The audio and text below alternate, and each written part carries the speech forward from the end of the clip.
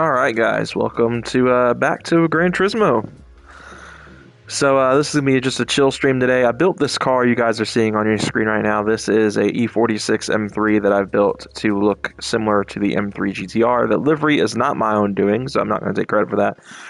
It is powered by a P65 engine from the Z4 GT3, and today we're going to be using it on the 1 hour Spa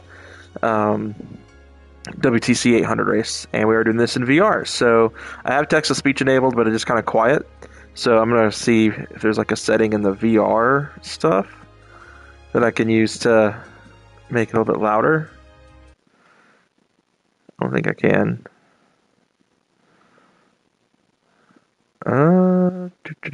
Okay, no. There's nothing I can do about that. So yeah, so this is the car. It's got a, like I said, it's a P65 engine. I did turbo this one. I do have two configurations because I did build this car with having a naturally aspirated engine in mind, but obviously with the turbo it's a little bit faster, and we're going to need that for this event. So we're doing the WTC 800 race at Spa. It's an hour long. Should give me more than enough time to get familiar with this car. I built this car a long time ago. As you guys can see, I've done 30 miles in it. Haven't driven it a ton, but I do really enjoy this car, and I'm excited to actually get to use this against other race cars today. So yeah, I hope everyone had a good Christmas, and it's time to do some racing. So Spa is actually a track that I've come to really love over the years. They did add a new event to today as well. I don't know, should I do Spa? Should I do Bathurst? Because they just added a Bathurst race in the weekly challenge. And it also offers, well, they said it offered 1 million credits online, but that is, as you guys can see, only 140,000 credits as the reward here, so definitely not doing that then. Okay, because I thought about changing it up, because I've done the Spa race 1 billion times. One thing I got to do too, I just forgot, I need to mute the BGM, the game sound, the game audio.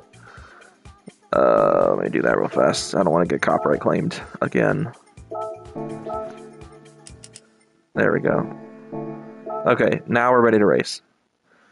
So, yeah, I've got all of these tire compounds. We are under 800 performance points. The no nitrous, obviously, on this car. I'm trying to think if there's anything else of note. One thing I want to do real fast, I'm going to change over to an actual Group 3 car. I'm going to grab my Huracan here. I'm going to see the downforce settings. I'm going to kind of keep that in mind, because I am going to take this turbo configuration. I'm going to add some aero to it. 200 and 275. We'll do that. Looks like we lost performance points on that. We'll go ahead and bump it up to the full 320. Okay, we still lost performance points. What about 250? We lost a performance point, but this car should handle it a little bit better now. Okay, I think that's a worthy cause here. So this is going to be a pretty stout grid. The biggest thing I'm going to note about this car that's going to be problematic is the fact that it doesn't have, more than likely will not have the fuel range of these other cars on this track. So one last thing I want to check. I want to see if there's been anything here I need to change. There's no ballast on the car. The restrictor plates are not active here. Do I have a steering angle adapter on this car? Alright, so the only suspension adjustments I did off the default fully customizable is I stiffened up the sway bars. It's got the OEM M3 diff in it. As you guys saw, we did just crank up the aero quite a bit, I might add. And I've got the transmission set to about where I expect it to be, so this should be a fairly okay race. Alright, here we go. 1 hour at Spa in my M3 GTR style car.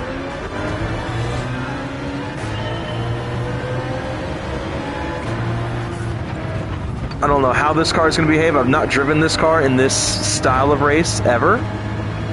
Right away, I'm noticing some pretty good oversteer. I'm going to see if I can scoot this back a little bit. It's a little bit far for me. There we go. Alright, so as you guys can see, we're not going to get a lot of fuel mileage out of this car. Oh, right away off the track here. It's okay though. Just gonna rejoin.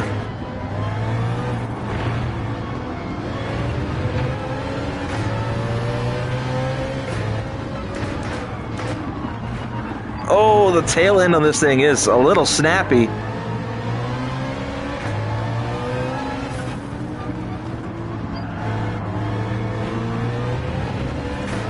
It's my understanding, I don't know if it was this exact livery, but the M3 GTR, when it was still racing, did win. Oh my goodness. Big slide.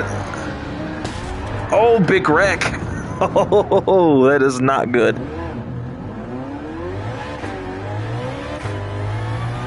Big damage on the car there.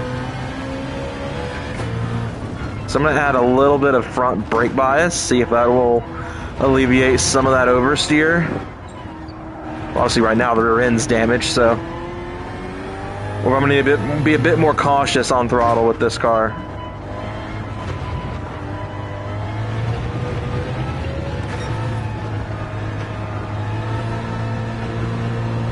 Man, she's a little skatey. So to be a little bit careful with my inputs with this one.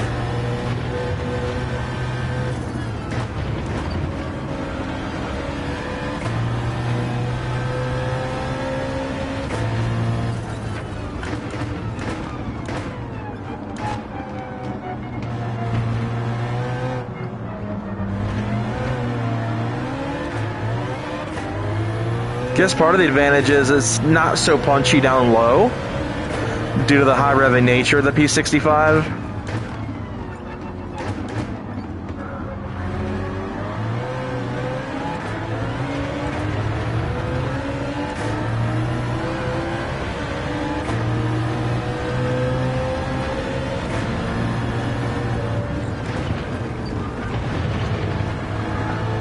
Oh, come on, don't get skatey on me. We're back to making up some places after that little slip up.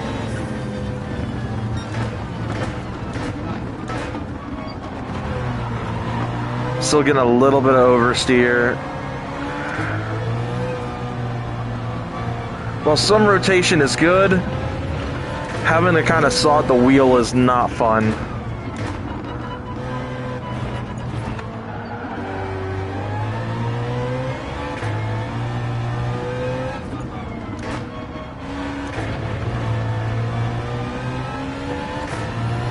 We're going to add maximum front balance on the brakes.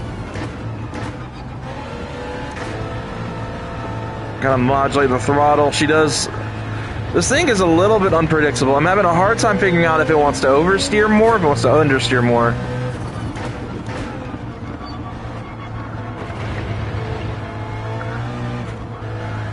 See, exiting the corner, the rear end wants to slide. Setups to dial that out.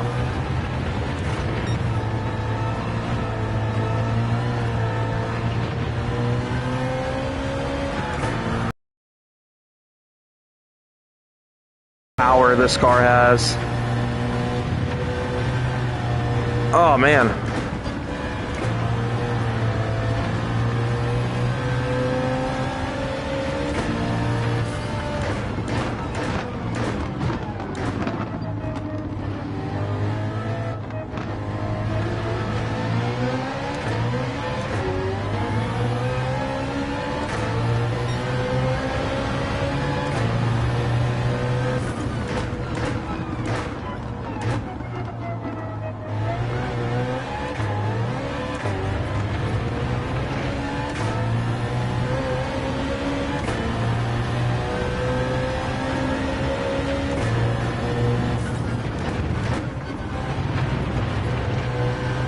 It seems to handle Rouge and Radeon pretty okay, but it definitely wants to slide. Oh, goodness gracious, this thing has gotten unstable.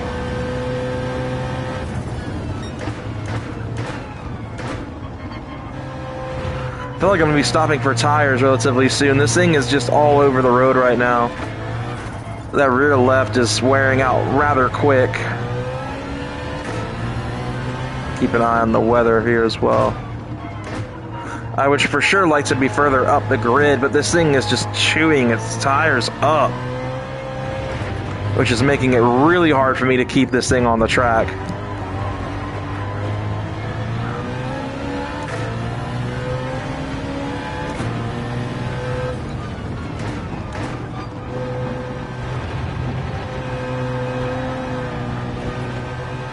Yeah, I might just go ahead and pit, honestly. Not a good start for this car, but I just cannot keep it on the road. Without any, with any throttle control, this thing is just... I'm not even going full throttle right now. I'm really trying to just be careful with it, but... this thing just wants to kick out the rear on me. On corner exit. I don't think that right-left will survive another lap.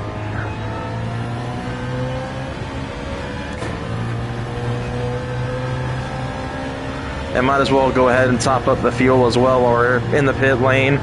And there it is. I knew it was coming. Dude.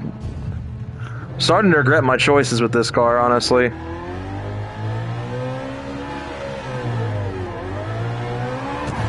Oh, whoops. Sorry, Villar Gallo.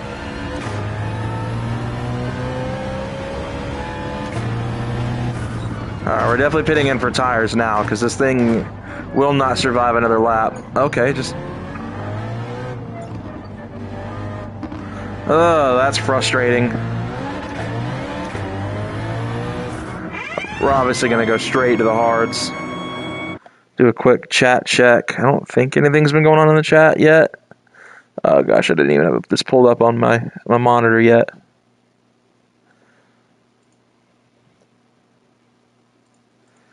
Nothing as of yet, it looks like. That's fine. Alright, so already back down in P20. Definitely have a long way to go. Luckily, it's a 50-minute left to go in the race. We're going to go ahead and swap on the hard compound tires, which should get plenty of life versus the softs.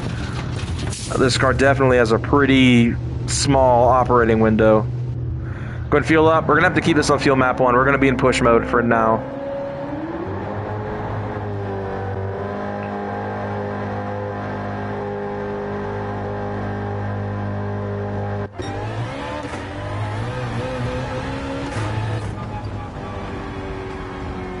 Oh man, I hope I don't get a penalty for that.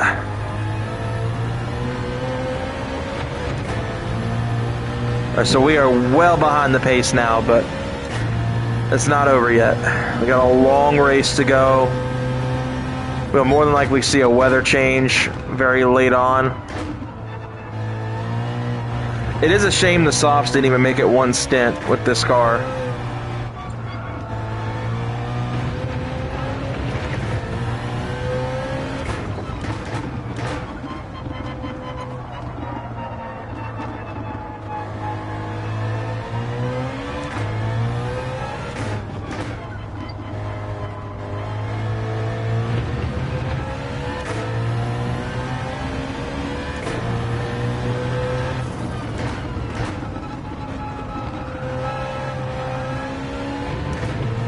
I'm just hoping that this will function as like a severe undercut. Ah, so much understeer now. This car really cannot decide what it wants to do.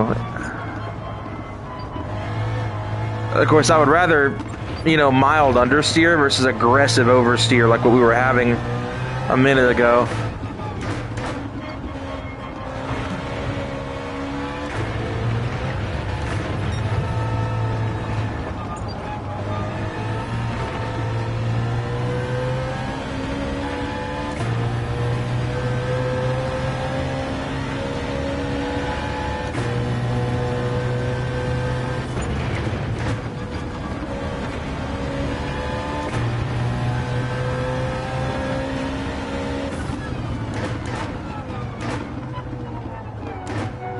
Alright, we are way behind, but I'm going to try to make the Viking come back here.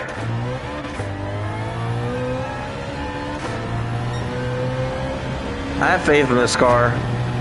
Just gonna be a matter of keeping the grip good on this thing, because it's skatey on corner exit. try to squeeze the throttle a little bit. She wants to spin in second.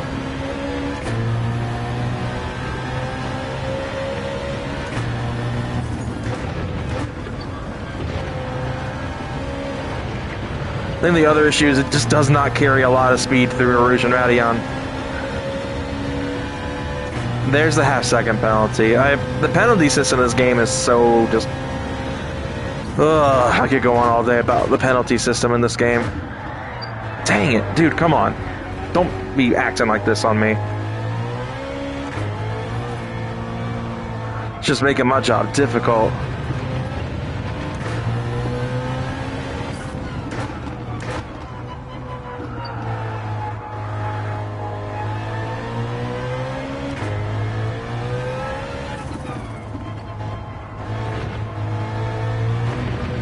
The question is, do I play the long game and go ahead and dump it in a map 6 and hope that I can play the long game and overtake everyone off of strategy? Or do I just keep this thing turned up on map 1 where it's making like, what is it, 700 horsepower? Because it might be a little bit easier to drive, honestly, in a higher fuel, in a leaner fuel map. We're already catching up to the back of the grid.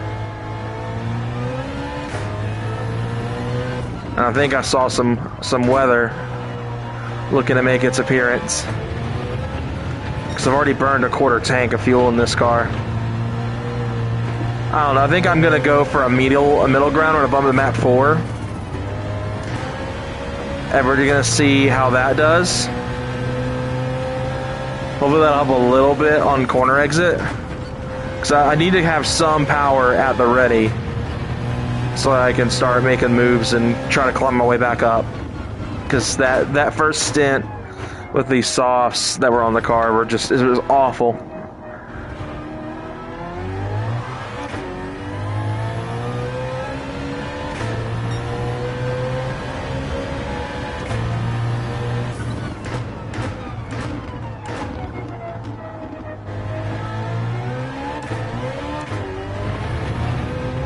Alright, I do see weather on the horizon on the radar there. We're going to see how that affects me.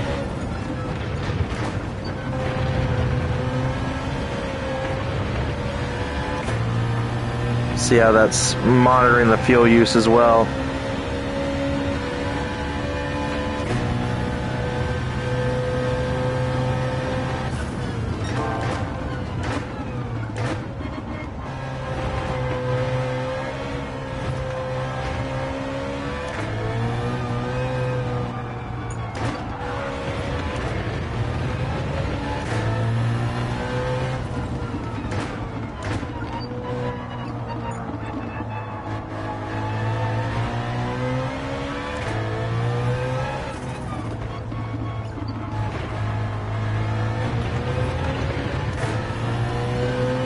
This thing's got the power for this. It's just it's struggling so hard to hang on in corners.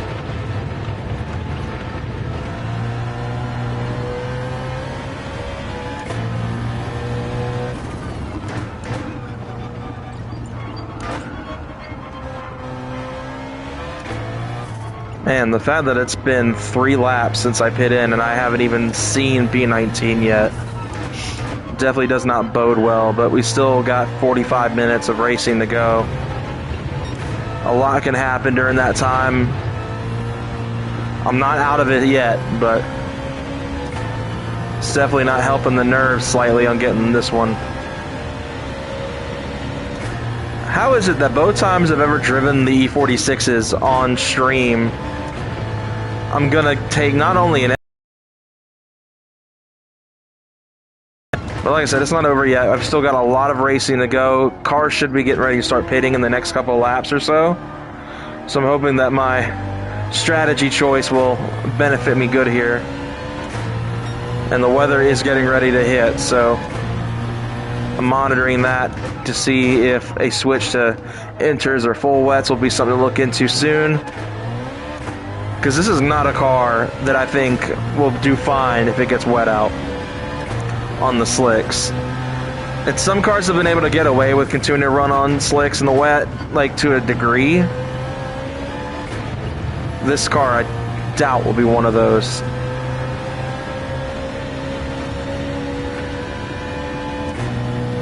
I see taillights. See, the advantage is, too, the AI is kind of dumb. When it gets wet out, they will sometimes wait until, like, a lap after the rain starts falling to switch to inters. So, once again, I'm going to monitor the weather here. I'm going to keep an eye on that rain gauge right there. And we're going to see if it gets to a point where I need to switch on to wet weather tires. Alright, I see a group of cars in front of me here.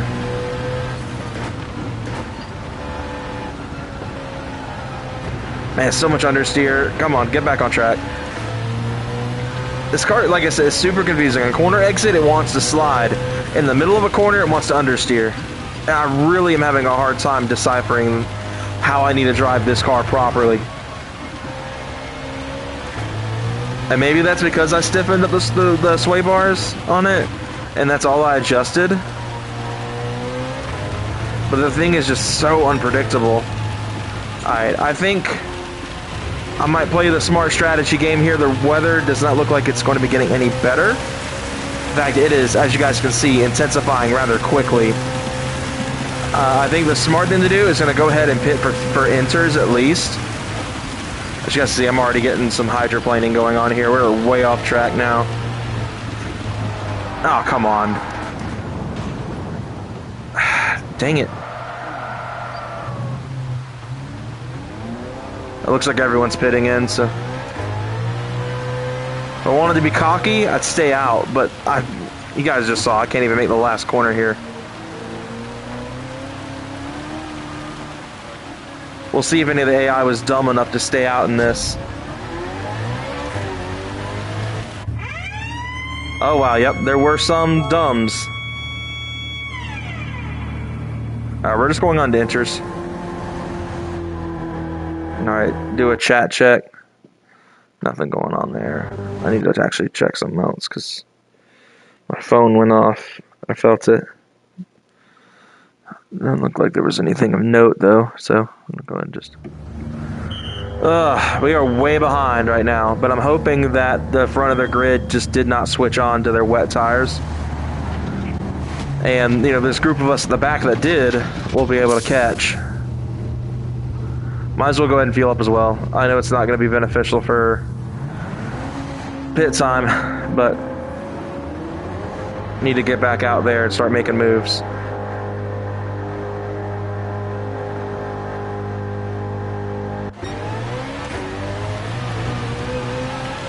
But we are nearing heavy wets. I probably should have done heavy wets, honestly.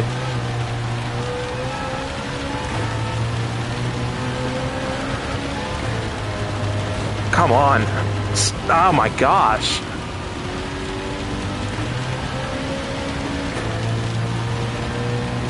Man, why is this car so hard to drive?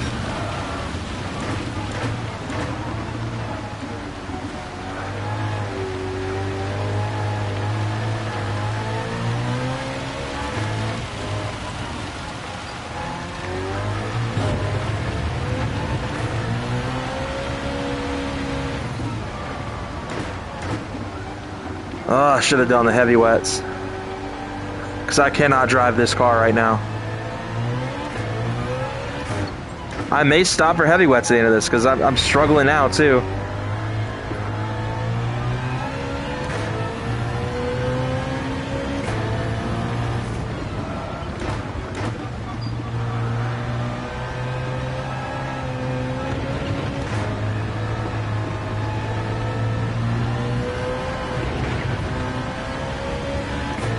They are struggling ahead of me.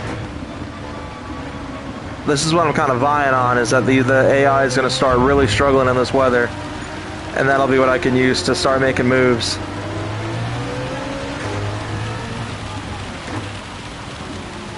I'm going to really have to smoothen out my inputs here. Of course, watch the track edge as well.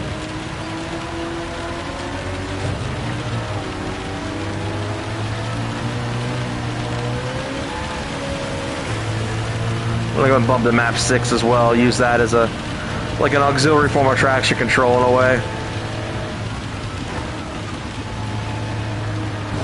Power low, kind of gradually squeeze it a little bit, coming out of corners.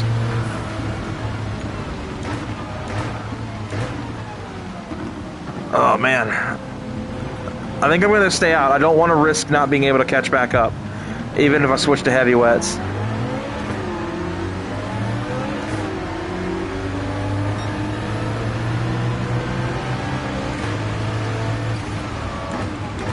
Alright, I think the top group pitted out, or went into the pit lane here for tires.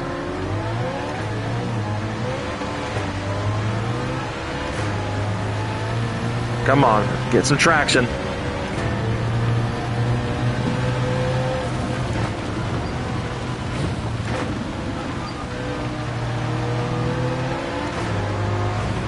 We still have a long race to go. Oh, come on.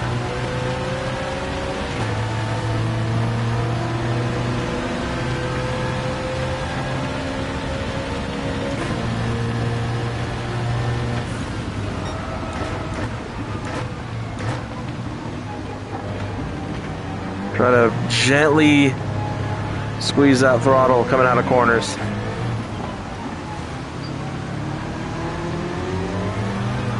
We have a much newer BMW in front of us here, the M6. I believe that is the sprint variation of the car. And I kind of keep it in higher gear as well. That way it's not wanting to spin out quite so bad.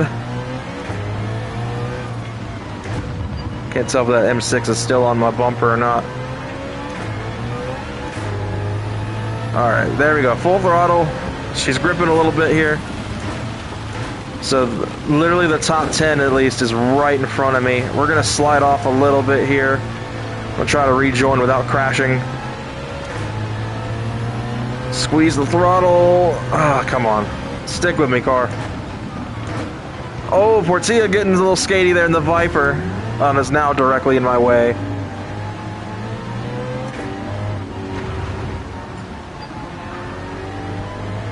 See, I told y'all we were not out of this race yet. It's just been a very difficult car to drive.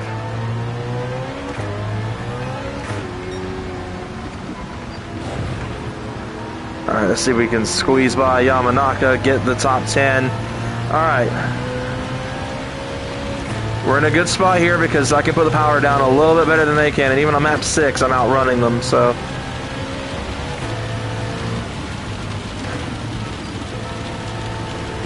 Gotta very carefully straighten up, full throttle. The rain is intensified, to say the least. I'm gonna go and put it in second gear. That is Bovoy going into the pit lane here. Curious if it's for fuel or for tires.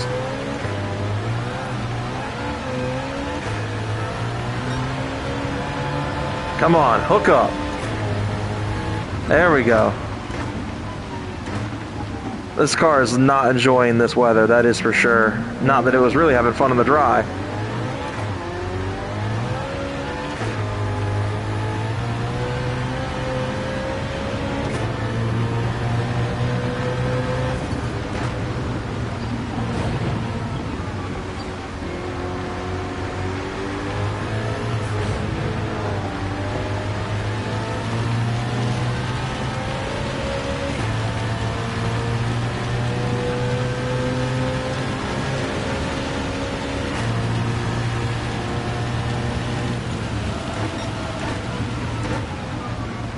Alright, keep it a gear above.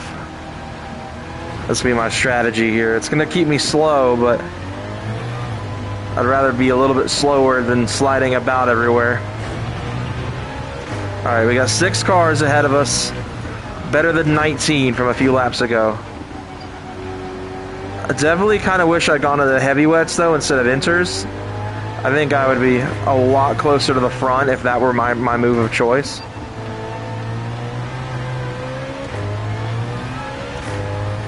We're nearing kind of the end of this patch of weather, but obviously the track is so wet.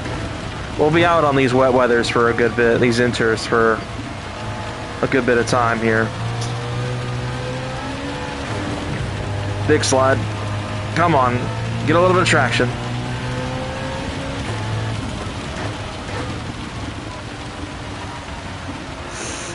Come on, car. Work with me a little bit.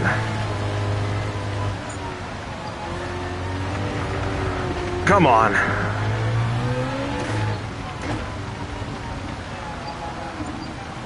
This thing's hard to drive in the dry. It is absolutely awful in the wet. No, come on. No! Son of a...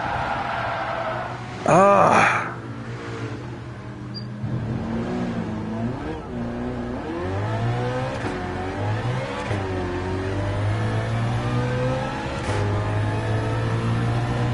If I'd just done the heavy wets, this wouldn't be an issue.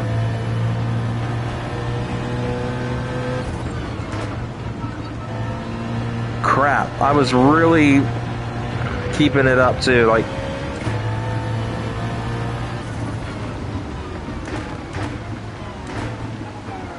Why do I struggle so much in E46s? That is just the dumbest thing, honestly. Because just a few months ago, I did a stream and I did a 700 build of an E46 M3 that was still running the S54, and you know, had some similar issues to this thing, and I wound up losing the race because of it.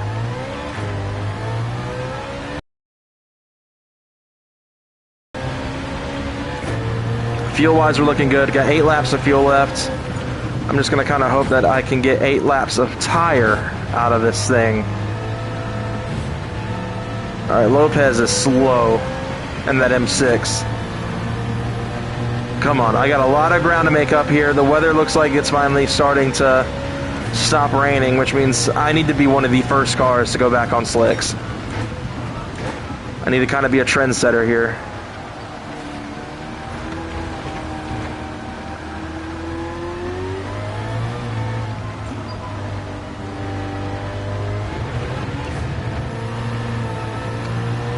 So it's going to be where this really matters. Is going to be strategy from here, because having already had to make 2 pit stops is not good. Not a good look for me, honestly.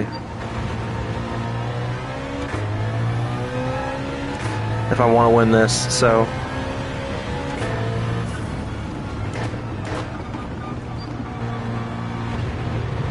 gonna wash track edge a little bit. Ah, come on.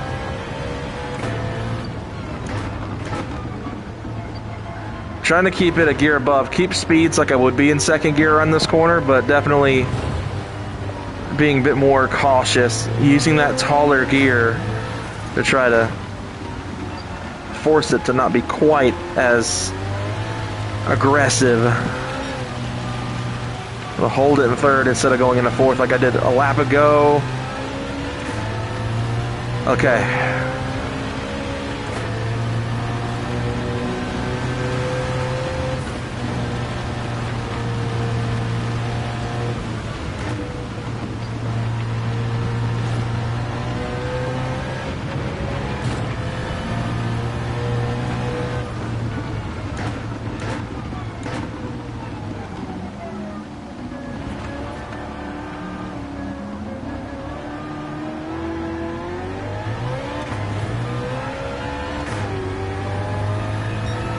Looks like we got one little patch of rain left and we'll be out of the weather. We got 30 minutes of racing to go. We're up into P8 right now. Not where we'd like to be, but I'm going to try my best to bring this one home. We're going to be back right up to where I was before I crashed. Right here. Hopefully by the top of Erosion Radion, I'll be able to almost take that position back. He's just all over the brakes. The AI is unnecessarily slow in the wet in some of these corners.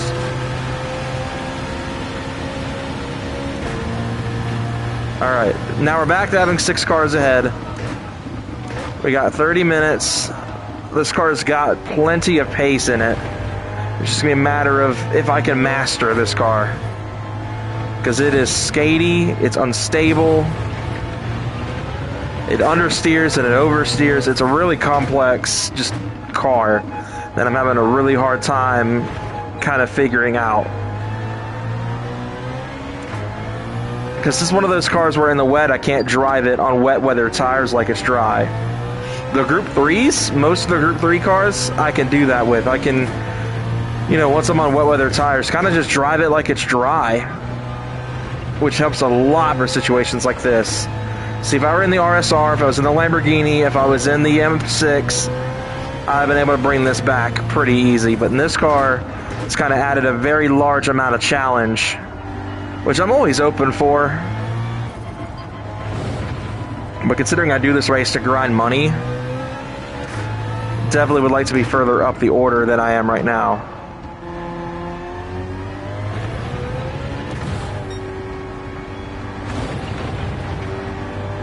See, I'm too scared to put the power down. I see the track's drying. I think next lap I'm going to switch to slicks. Depending on, we're going to watch that water level a little bit. Because I would like to be one of the first cars back on slicks to try to help bring this race back. Probably going to mediums. I don't entirely know if it's going to be worth switching on to hards at this point, because the goal is to bring this race home. Alright, I see a handful of cars are ahead of me here. We're catching up. One just got around turn 1 looking at that map there.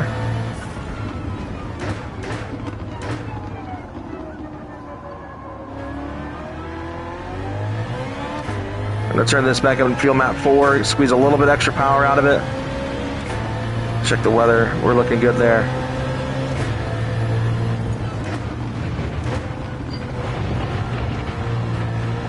Come on, don't get too skatey on me. Got some ground to make up.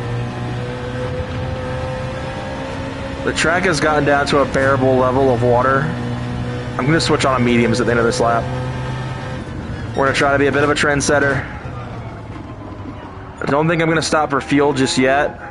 I think I'm going to try to wing it with what I've got.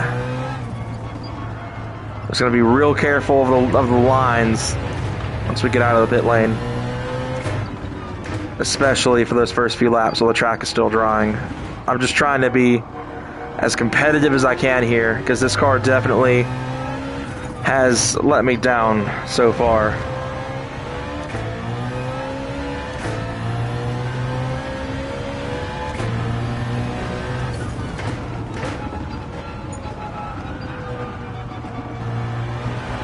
Oh, come on. That rear right dipped off the track edge there. Starting to see some tire wear in the inters. Definitely don't want that. These tires wear out exceptionally fast when the track gets dry, so I would not be surprised if the rest of the grid is also going to be pitting in this lap, judging by how fast the track is drying. But I'm going to really just bank on the grid not pitting in this lap, allowing me to get in there, get some better tires on, and bring this one home. No weather on the horizon. There's no point to stay out on the inters.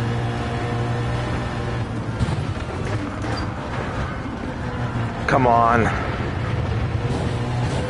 Gosh, this car is so just oversteery. Okay, so the P6 did not go into the pits. We are. We're gonna try to take this move into account here. All right. Trust the process here. We're 50 seconds behind. We're still a long way behind in this one. So there's no telling if they've already moved on to slicks, Hazal and Mendoza's AI respectively here. But I'm trying to big brain this one. I'm trying to big brain it, because I would like to win this one. I'm bringing in a little bit of fuel. We're going to just dash up to 75% fuel.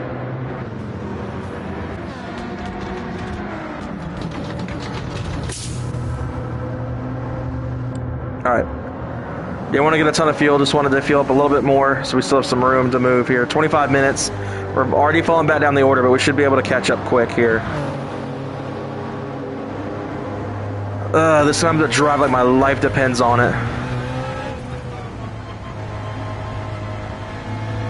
Pit lane is slippery, so gotta be careful on this one. And this is where I lose the clean race bonus if I mess up. Oh, that was a really rough exit. I'm gonna play the long game as well here. I know I probably could use the extra power. Come on, not now. Oh.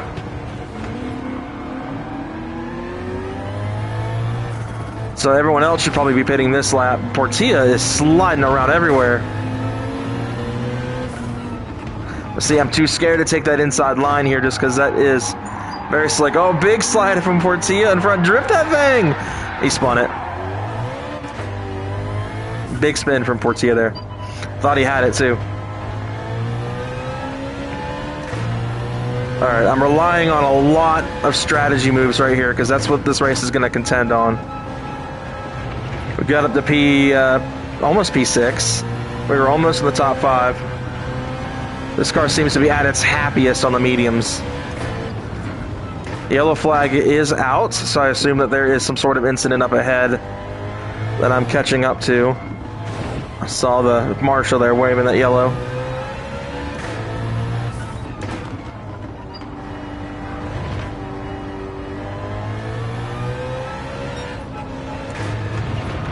Alright, this race isn't over, fellas and ladies, if anyone's watching. If any are watching. 23 minutes. We are down at P18, but we just tried to pull a big brain strategy here. We're going to see if it pays off.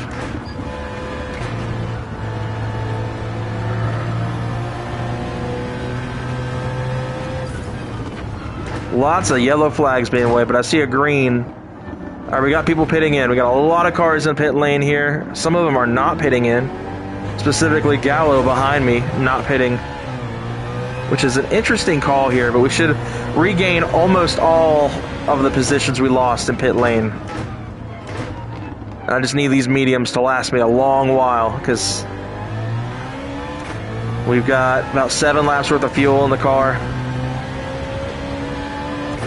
Some cars did not pit, which is fine because those should be cars that'll be relatively easy to overtake. Oh, that line could have been a little bit better.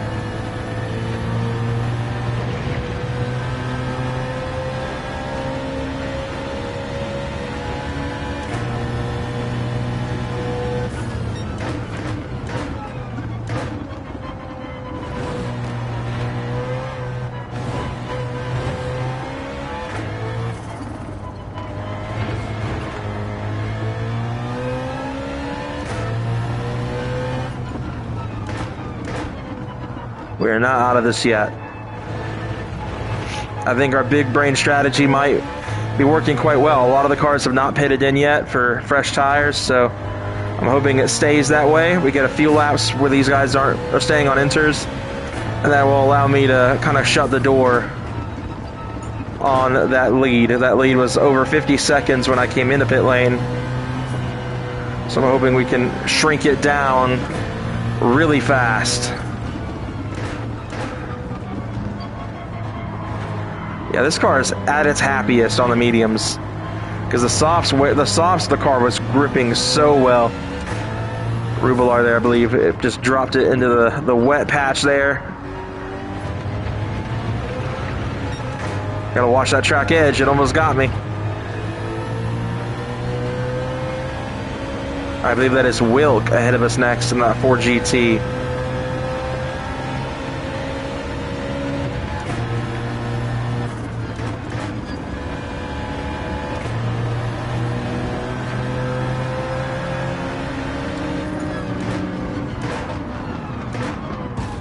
A little bit of contact there with that 4GT. We got a whole group of them are pitting in now, so it's all going to be down to this next few laps. There's P7. I see P6 has entered pit lane as well. That's P5 actually ahead of me right here.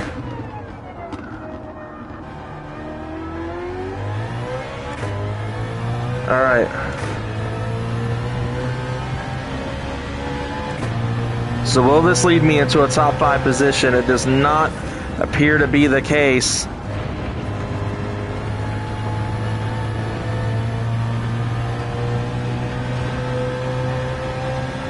Looks like we may have some weather coming back into play here in a few laps.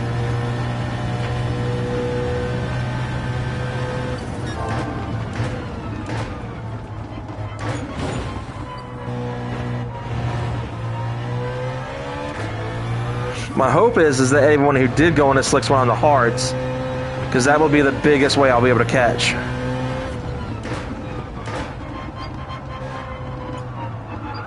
Man, those spins really messed this up for me, but I think we may be able to revitalize my spirit a little bit here as we come into the closing portions of this race. Trying to watch everything at one time, and that is proving to be difficult.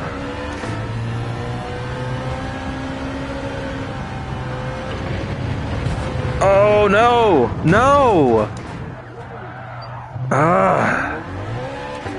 Track edge. I knew that was...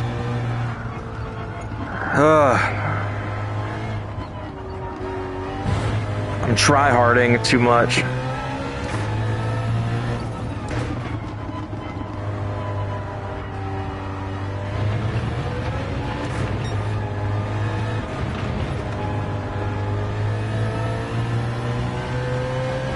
Much fuel? We got 6 laps of fuel. Watching that weather formation right here. I gotta be like completely perfect on my tire strategy here these last few minutes of this race. We're down to 17 minutes and some change to go.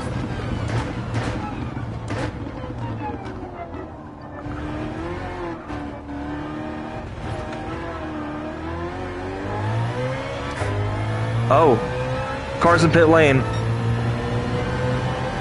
This might be my chance here.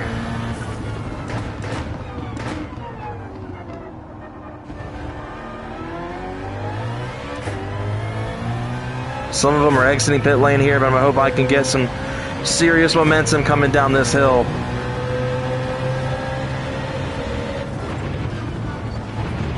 And that is Ordonez in P4. All right, we're almost on the podium positions. This weather system looks extremely minor.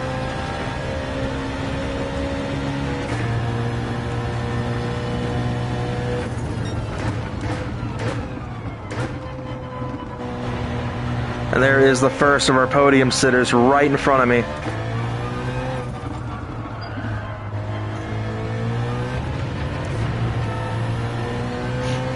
I know this car's got the grunt. It's just going to be a matter of doing it. Like I said, this car is extremely happy on these mediums and is actually taking really good care of these mediums. I'm sure these tires could be double stinted. 5.5 laps to go of fuel. We should be able to make it to the end of the race. I'm probably not going to be able to get a fastest lap attempt out of this thing. Ah, crap. See, I'm just going to slide way off track. I'm going to have a really hard time getting back on. There we go. Okay. Didn't lose the car that time, and that is what's most important right now. Is just keeping this car facing this way and not facing the wrong way.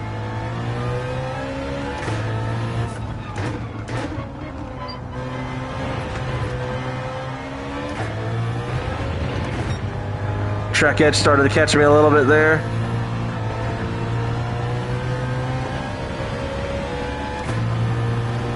Alright, we got some minor rainfall here. It doesn't look like we're going to have anything race changing here. I don't think we need to be worrying about getting back on wet weather tires at this point. I'm going to keep that weather open though. It is Miyazono, the now reigning GT World Champions AI, that is directly ahead of me here. And P1 and P2, so that will promote us both here into the top 2 positions. A lot of understeer there, wow. Alright, so here we go. This is going to be for the race lead here. Me versus Miyazono. His AI definitely, probably is not as good as he actually is. Especially since I just shut the door on him through Erosion Radion. And there it is. Alright, so now I've got to hang on to this for 14.5 minutes. which means I can kind of take a little bit of a step back on my try-harding and just focus on maintaining the lead here. Monitoring the water levels on track. It looks like it's going to be fairly manageable. Looks like we may get a pretty intense rain shower though here soon. So we're just going to have to play this by ear a little bit here.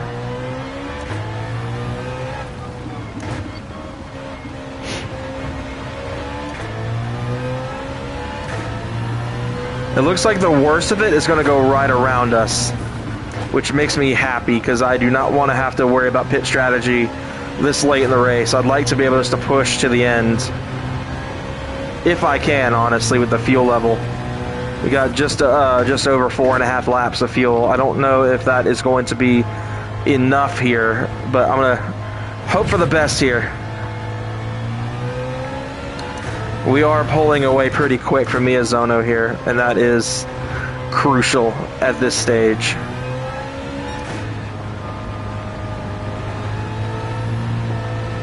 Come on, car. The water level's getting a little uncomfortable. It looks like we're going to be in the clear momentarily. It's not bad enough to make us hydroplane yet.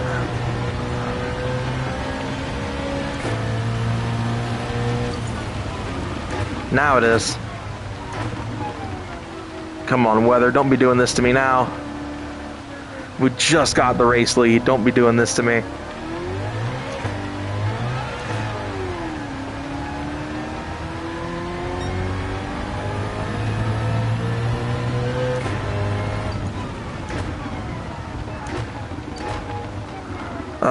Don't let me get caught out in this.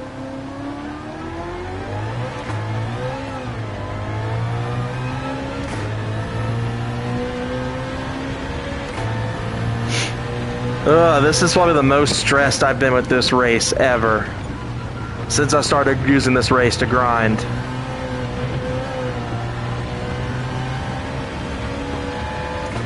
I got another semi. Oh, come on! Seriously, now?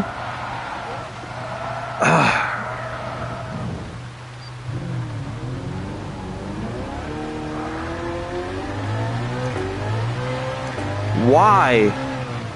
I just got the race lead. You've got to be kidding me. Oh my gosh. Why?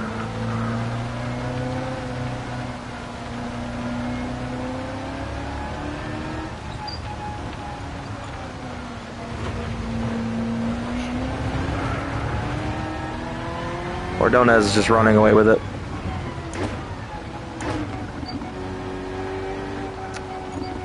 That might have just been the race.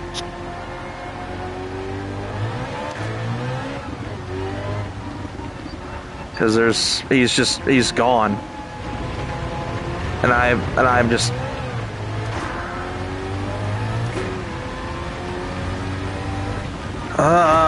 that is a bummer.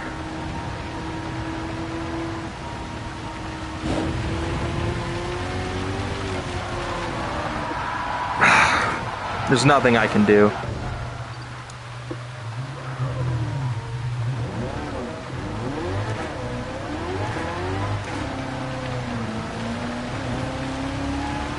There's literally nothing I can do here.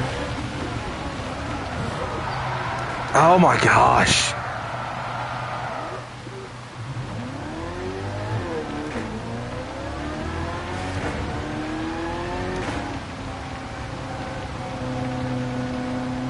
There's literally nothing I can do.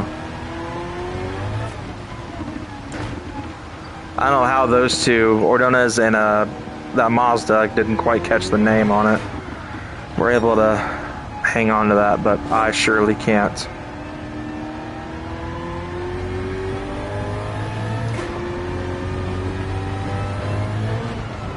Oh, come on! Ah, come on. Can this thing do anything right? Like, I know I'm caught out right now. But crying out loud, this thing has been one of the most difficult cars I've ever driven out here. Not including the wet. All that hard work just went down the drain, because I believe that is Miyazono, either who just got around us or is just behind me. And there's nothing I can do at this stage. We're just going to go on the heavy wets. We are now 46 seconds behind after all of that hard work. And that was an extremely hard gap to close when I was, you know, playing the strategy game so well. And this is gone, just like that.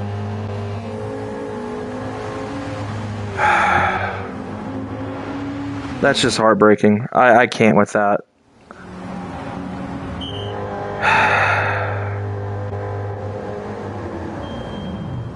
I just gotta hope for the best. I don't think they pitted in. The weather looks like it's just getting worse.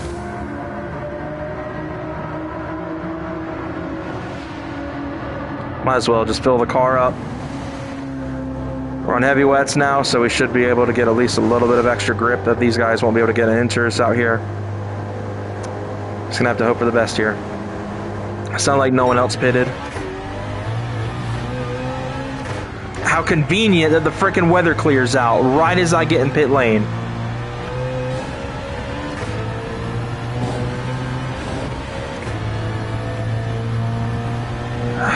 That makes me mad.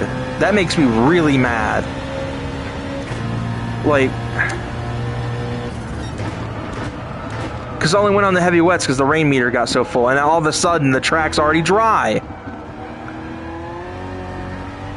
You've got to be kidding me. This race just did not want me to win. Because it looked clear, it looked like we were only going to get a mild bit of rain there, and then it just intensified, caught me out on slicks. I'm not saying the game's rigged or nothing, but just luck was not on my side.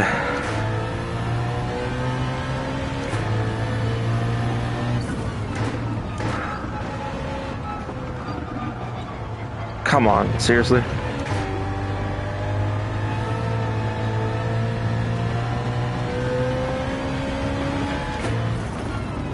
We're just gonna go ahead and dump this thing in the map 1 and just hope I can make the ultimate comeback here on tires that this car should not have to be on right now.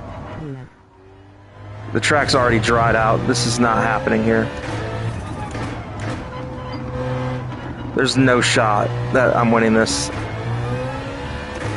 This makes me really upset, honestly. This is not how this was supposed to go here. I heard a chat message. I didn't get it. It didn't come through all the way. Sorry about that. I'll check it probably towards the end of this.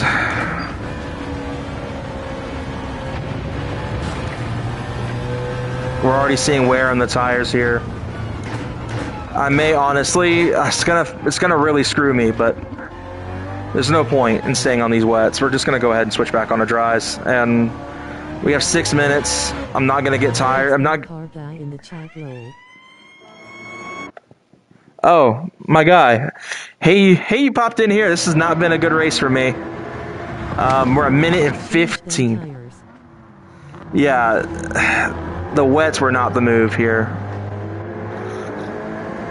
It's about to be brutal because I'm going to have the ultimate comeback. I think I picked softs, so I'm only going to get about 3 laps out of these tires before they're useless. But I think that's about all the time we've got. Honestly, I'm probably going to only have enough time to do this lap and another, and this race will be over. So just time for the ultimate comeback here. We're on map 1, making about 700 with this V8 swap. Sticky tires should be able to hopefully bring this one home. My VR is not centered. There we go.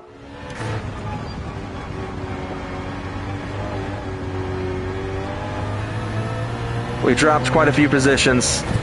It's gonna be all up to, you know, the racing gods on this one. We're now at our most power for more than likely 2 laps. I need to be perfect through here and hope that they pit in for dries. And there it is. Yep, just lost. Love that. Love that. That's it. That's game. There's no way. I needed precision, and it just slid right off track. It looks like I'm going to be lucky to get a top 10 finish. Sounds difficult as hell already low. Yeah, this car is brutal, honestly. I'm very disappointed in it. I had really high hopes going into this race with this car. It has let me down at every single chance. Obviously, that strategy call before, just a minute ago, did not help my case.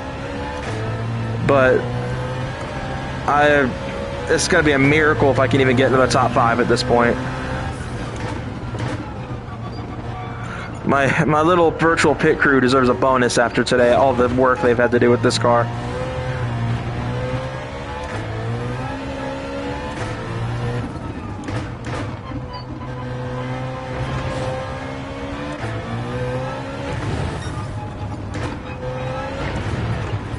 Come on. This car is very fast, but... Oh, come on, seriously?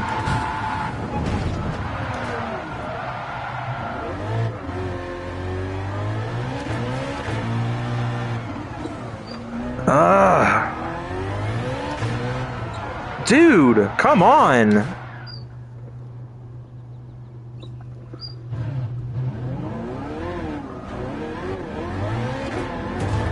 Oh my gosh.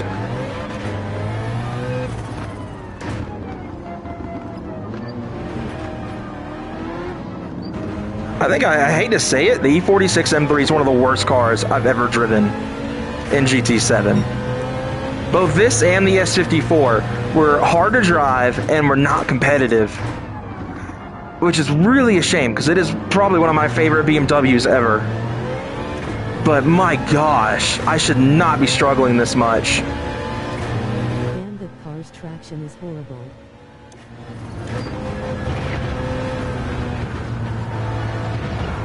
Yep. I might as well just give up, but...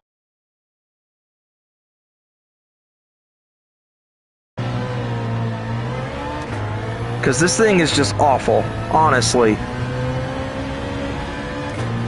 I have never had this much issues with any car in this game. It's always been BMWs, which is, again, a real shame, because I love BMW, but... Every BMW I've driven in this game, with the exception of the M6 race car and the M4 Group 4, are awful.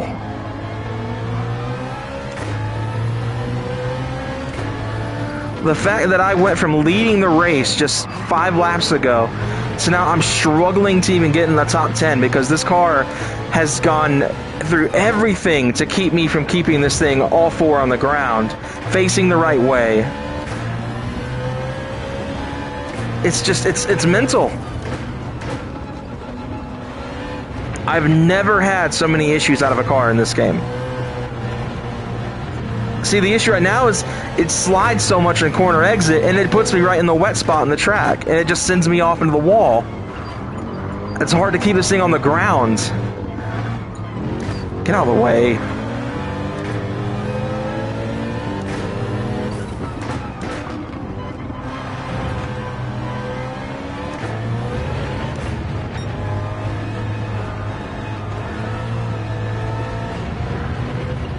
See, just like that.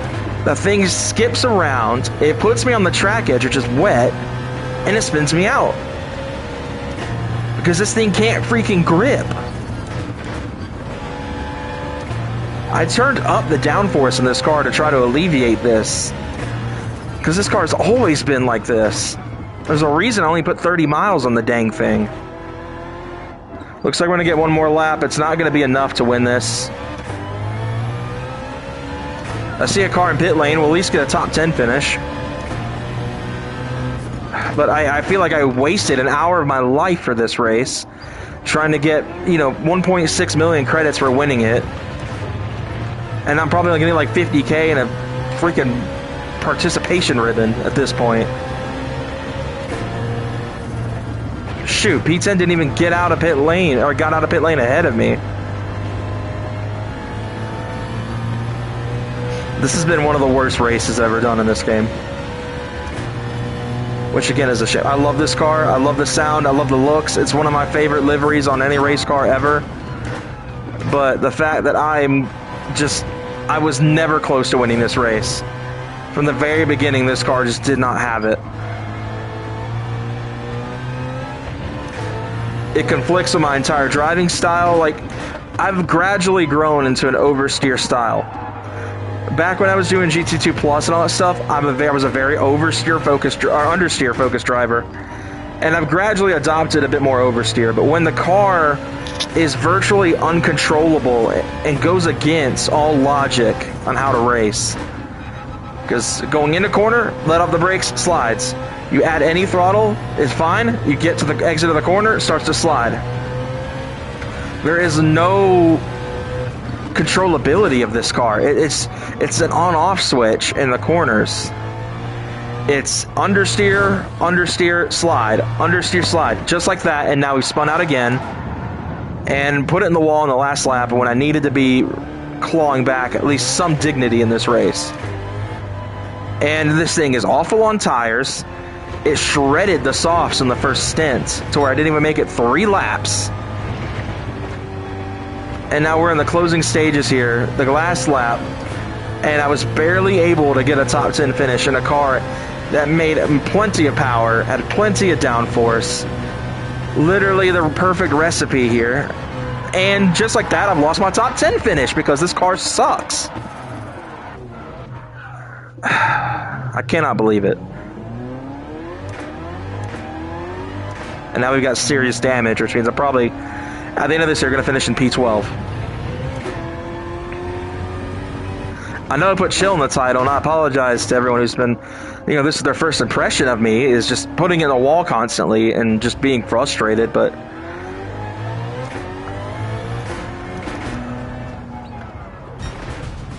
that was one of the worst experiences I've had in this game, by far. I don't care about anything else. 360 grand. At least got me enough to do what I wanted to do today.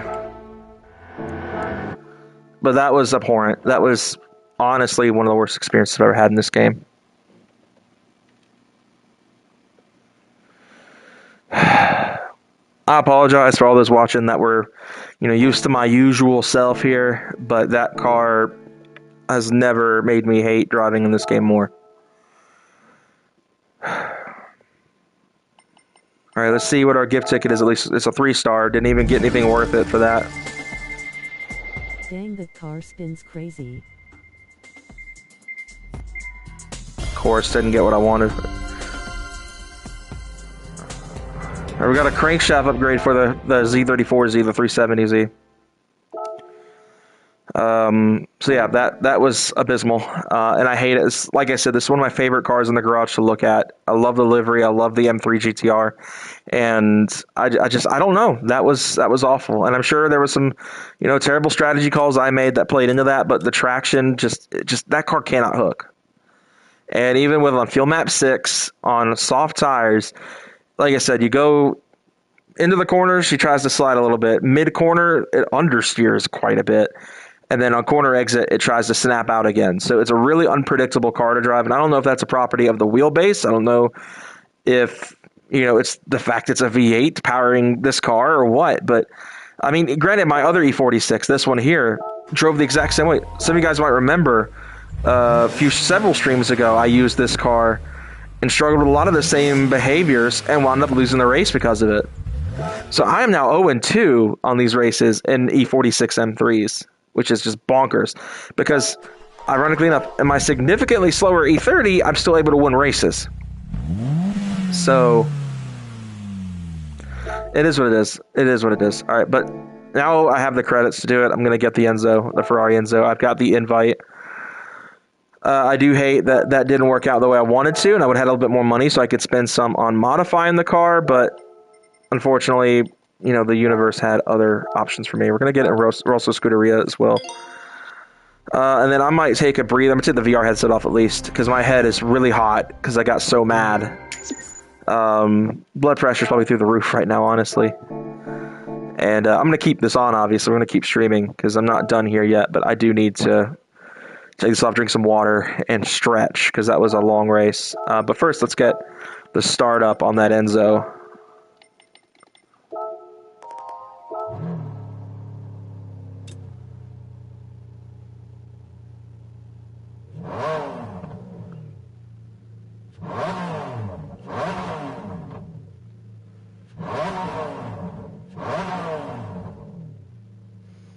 Sounds good.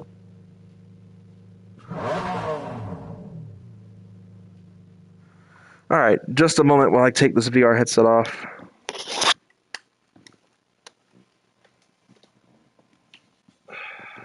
Okay.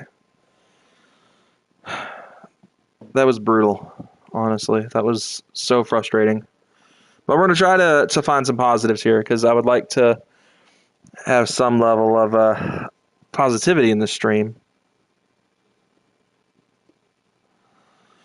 After that, just completely went south there. That was not fun. And unfortunately, about out of water too, which is not helping me at all. We might wind up doing the Group 4 race at La Sarthe, just so I can, build some spirit back after that. Who knows? Maybe we'll drive the other M3 just to see if we can at least find some way to, have an M3 which victory. spun more, this or the GT2 GT40? Oh my gosh, that was bad too. That GT40 was a mess. Taking a little bit of a stretch break. I'm sorry. I know you guys want to see some more action here, but after sitting for an hour straight and fighting a car for so long, that definitely will put some wear on you. The GT40 was awful too. I mean, granted, back then my driving style was not oversteer friendly, and like I was saying a minute ago, it since has. But that car also struggled with a lot of grip issues that E46 just did. So I don't know. I want to get some sort of positive out of the E46 in this stream, because last time I streamed the La Sarthe race with that car, I struggled. When I just did that Spa race with that M3 and I struggled, I want to get something positive here. And as much as I would like to drive the E30, just because I like the E30 a lot, and I'm actually, kind of a little secret here, I've been kind of keeping my eye out to possibly buy an E30. Obviously not an M3. I ain't got money like that, but as some sort of side project here soon. I don't know if that's going to be one up what I do, but I would like to get an E30 of some sort to join my GTI I have. If you guys want to see that stuff, I have a main channel I post all about the cars and stuff. Obviously, I keep this one for the virtual car side.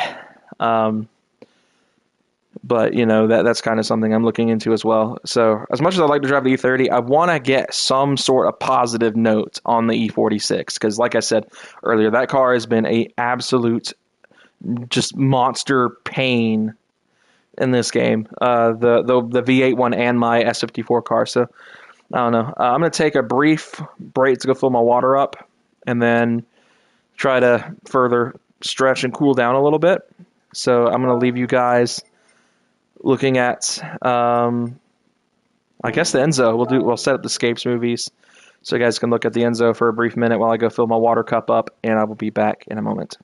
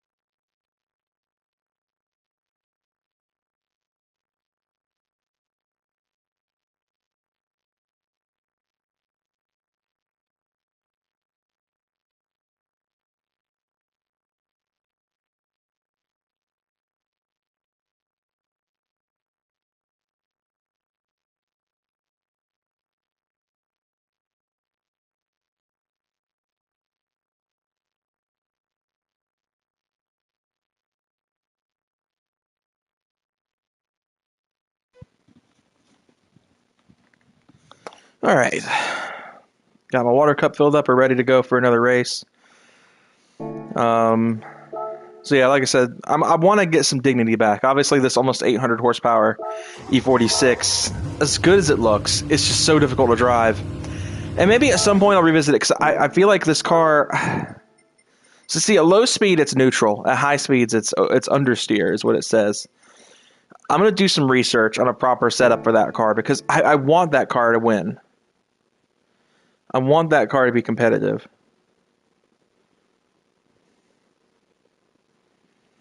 So, I mean, I would like for that car to be useful here, but I think we're going to switch to the S54 car, because this is another one that I've not had any success in. I've struggled in this car almost as bad as the V8 car. So this one is styled after the 320i touring car from Gran Turismo 4, just like the other one is styled after the M3 GTR race car from GT4. This car also utilizes the stick shift, and I conveniently have it hooked up to the PlayStation side right now, so we may make use of that as well. So yeah, I'm just further stretching. I'll put the VR headset back on here in a moment, and we'll go and handle that race. This one is a little bit looser of a setup. I do still have the sway bar stiffened up. It has the same properties, a neutral low speed and a high speed understeer, so I do kind of expect it to drive vaguely similar to the V8 car, which is not good, but I really want to have something positive to say about this car. So that's going to be what we do here. Looking at everything here, we should be good to go to do this race.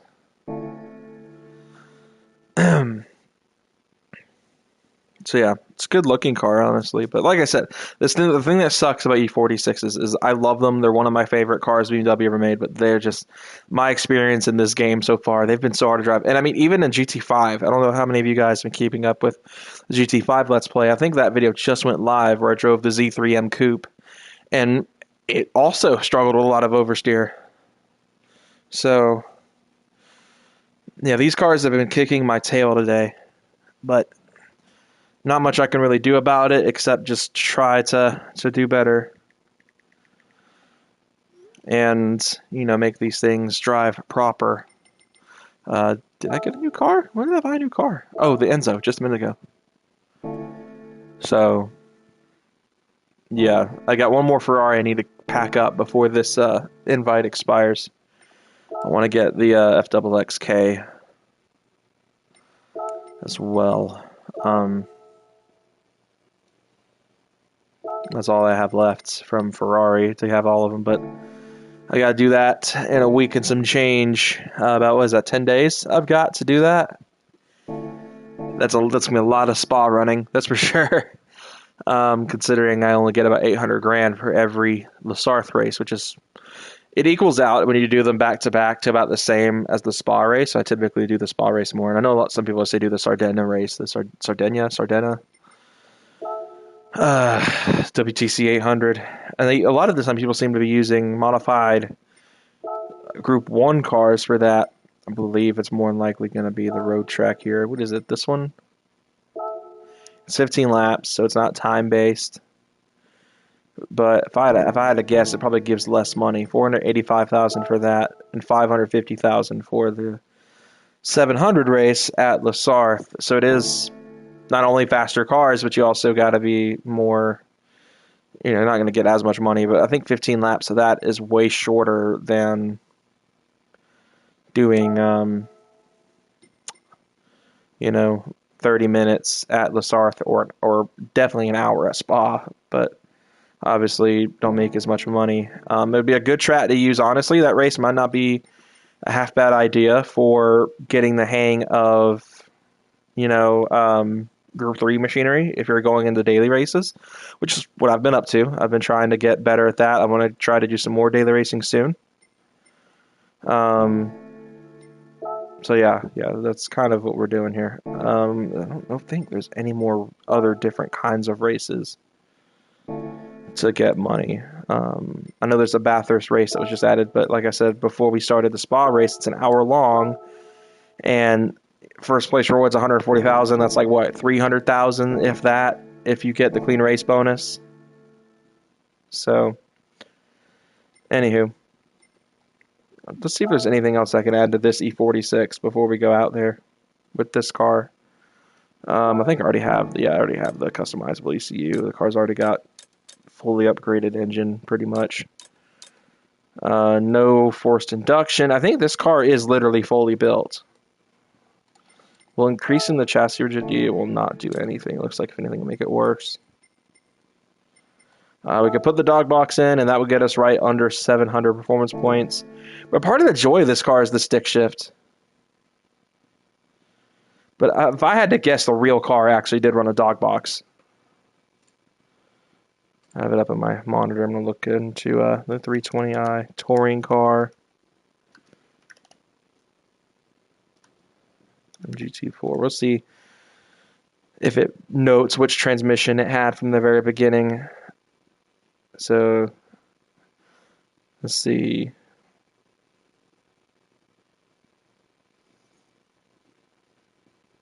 Just a 6-speed. It doesn't say if it's a DC or not a DCT. It's if it's a sequential or if it's a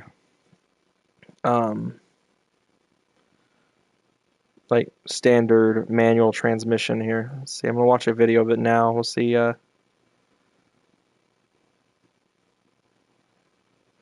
behaves like a manual in GT4. So, I mean, to me, it looks like we're going to be leaving this as a stick shift car. And I don't necessarily have to drive with the shifter, because the issue I have with the shifter is it hurts my back because it is sat quite low in my setup because I don't have a full chassis. I run on a desk. So my shifter is mounted onto the shelf, and my desk chair armrest kind of gets in the way. So I have to reach really funny to get to the shifter.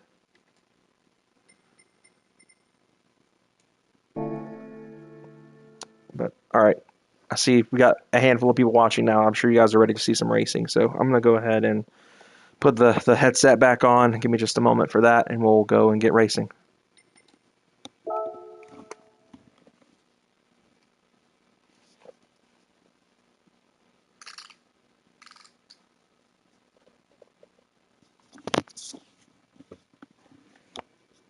Alright, headset's back on. Alright, I'm sure you guys are ready for some action. So we got 30 minutes at Le Sarf. I'm going to go ahead and be smart here. I'm going to scoot my chair up so I can get a little bit closer so I can actually reach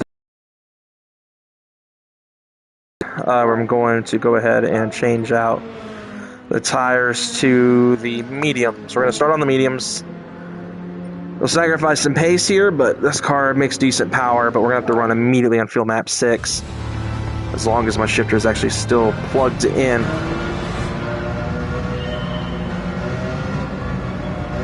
Okay, it's unplugged somewhere, so give me just a second so I can see. I hate when it does this. Sometimes the shifter just flat out doesn't work at first.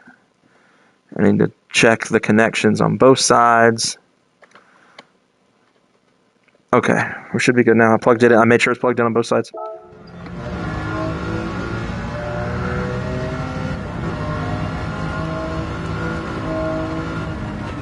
This is so far back.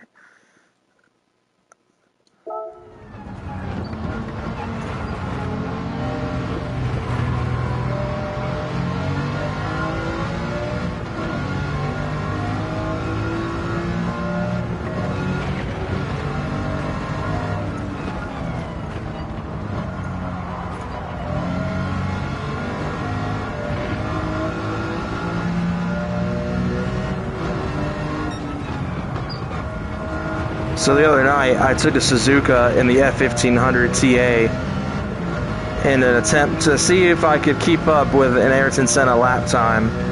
And surprisingly, I beat it by almost a full second. But obviously, this is a video game. There's going to be aspects. If I were to try and do it in real life, going to highly doubt that I'd be able to put a lap time down comparable to the Ayrton Senna. Oh, and it's already spun. Look at that. Does the car have a brake balance controller?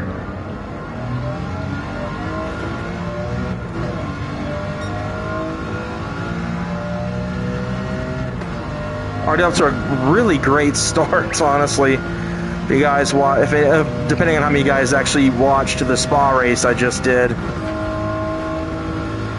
the E46 I drove there just was not getting traction at all.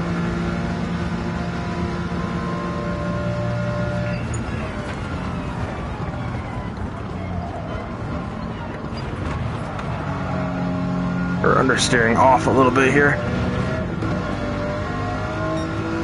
I'm also going to go ahead and note I'm probably going to miss some shifts in this race because this shifter of the TH8S from Thrustmaster, I miss shifts like crazy with this shifter, and it was really bad with that F1 car.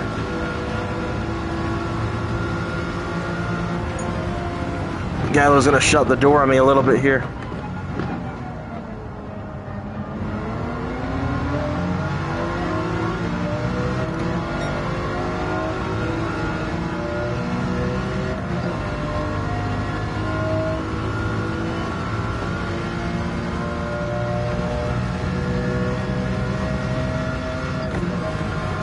But luckily so far, we're already up into the top 10.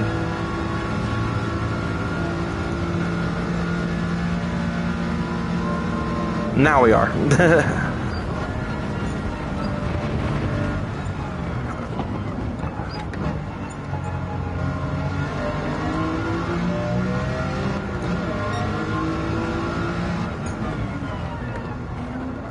Come on. A little bit of a slide there. Wasn't my best shift.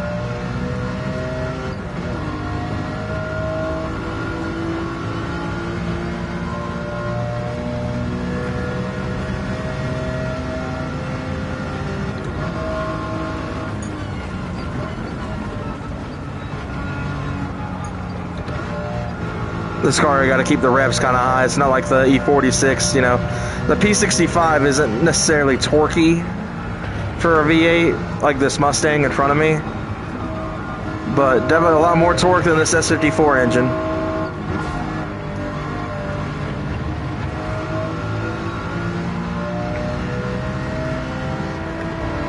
This car's two-generational successor.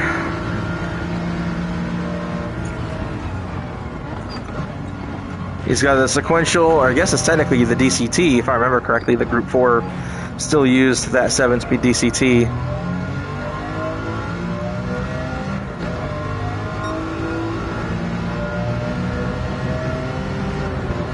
Off to a much better start than the spa race, that is for sure. This one drives so much better than the P65 car. It's crazy, just night and day. Granted, this car is a 50-50 weight distribution. I think the V8 car is slightly front heavy.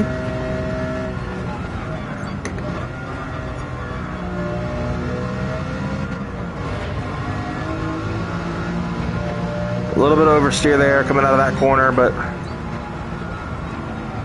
we're gonna slide off track. It's probably gonna be a half-second penalty or so. Got the top 5 in front of me here. That there is that half-second penalty.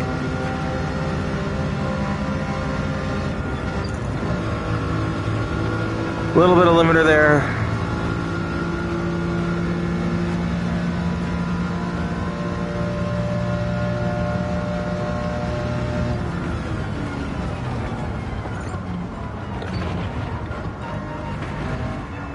Come on.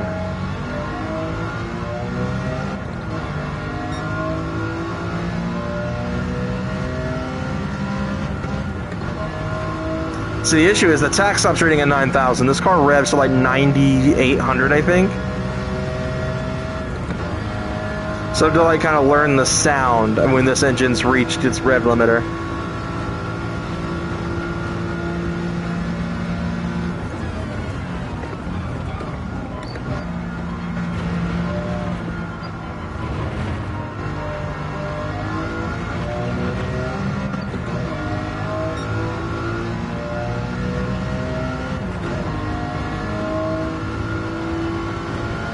we do got weather coming in, so I'm going to keep an eye on that.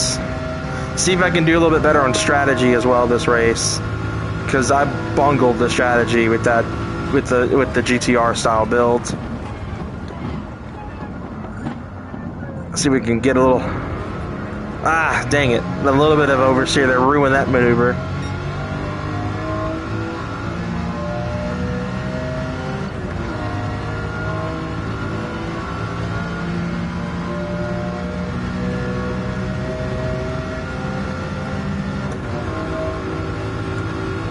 Goodbye. Got just north of a lap of fuel left here. This car is going to be a every 3 lap stop car. So I usually take that corner way faster, but after how the race with the P65 build did with the GTR setup, I'm too scared to push this car like that. Knowing that this is a narrow body car with a lot less aero. Still don't trust this thing. It looks like as long as the weather doesn't get too bad, I won't have to worry about single stinting these tires.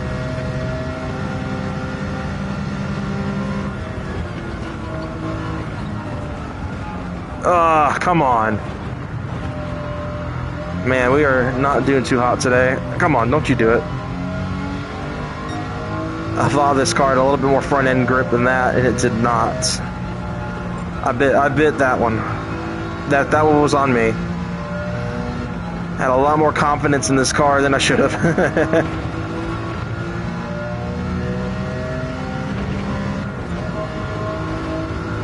See, the other issue is when I drive the stick shift, my pedal box doesn't have anything to hook up to in the carpet, so it just slides.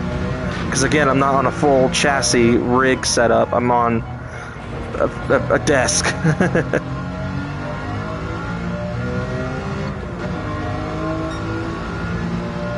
Alright, we are up in the P2.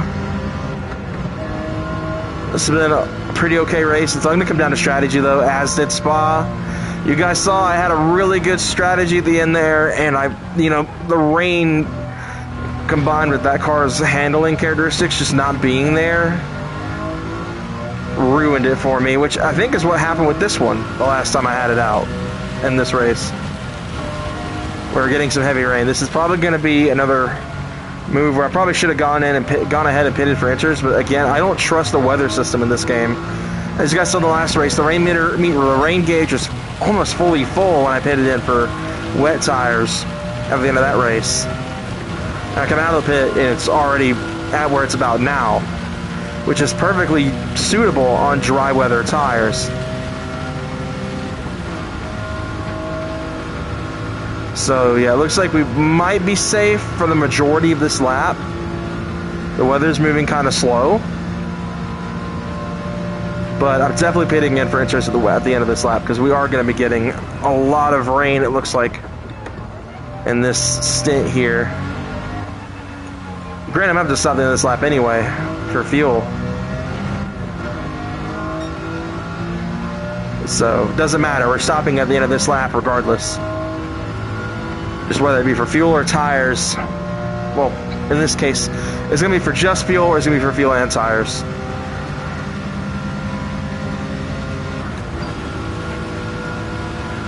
So, I talked about earlier, before we started this race, that I've been kind of looking at getting an E30.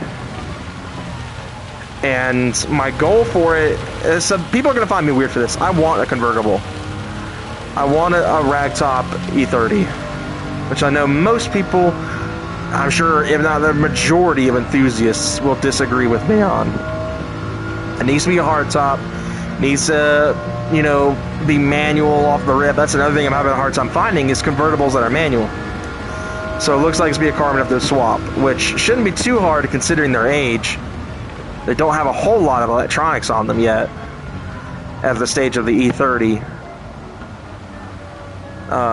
So it shouldn't be a hard swap. Alright, we're losing traction quick.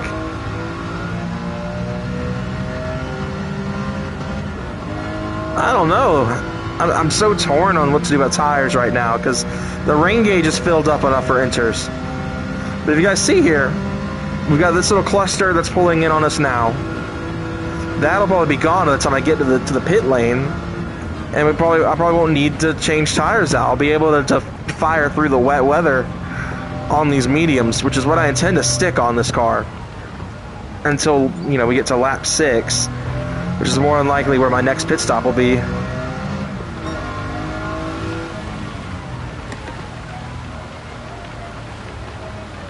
Oh gosh. They are getting enough to hydroplane off track. Oh, and there's the spin. Oh no, it stalled.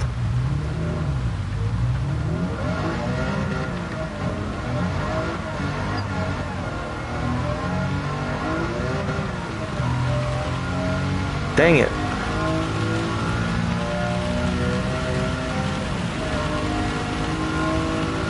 I'm so torn on what to do here because this is going to be the last major shower, so it's like, do I just fight it out? I'm going to obviously pit for fuel. See, the advantage is on dry weather tires in this car, it's a lot easier to control because there's no torque out of this engine.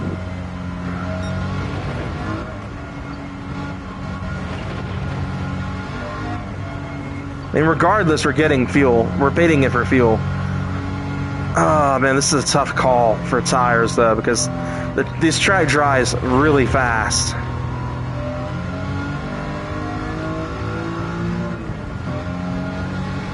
I'm gonna kind of short shift it.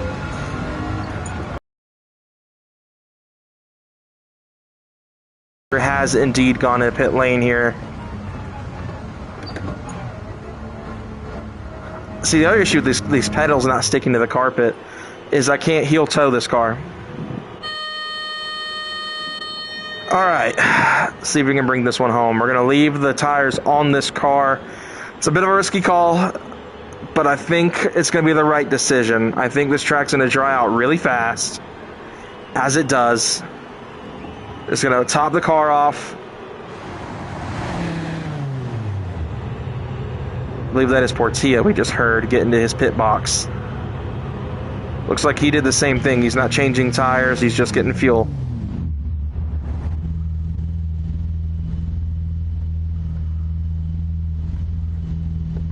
I believe second will be a safe choice for gear.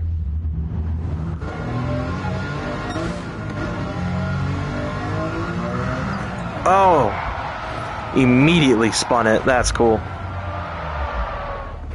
He's gonna clutch in, go to neutral, go ahead and just... Well, I'll get this straightened back up too. There we go.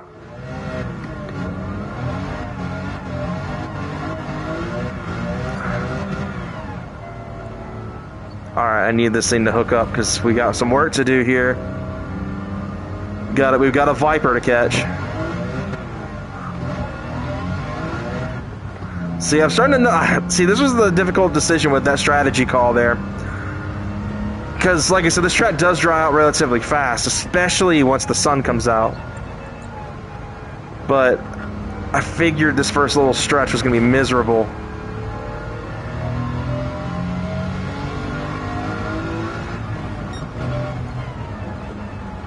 Yeah, we're hydroplaning off. I'm trying to keep it out of the dirt trap, though.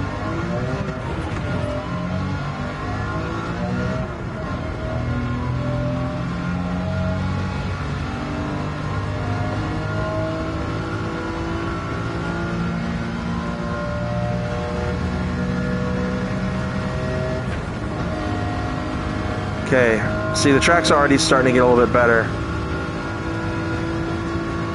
I see Portilla's water trail, I guess, this is spray off of that car.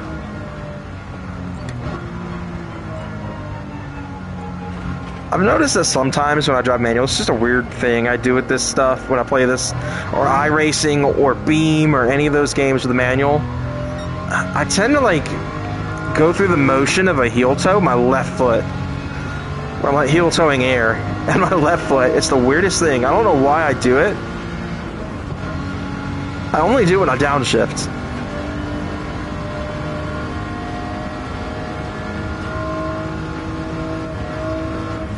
I'm gonna go a little bit further before I start braking.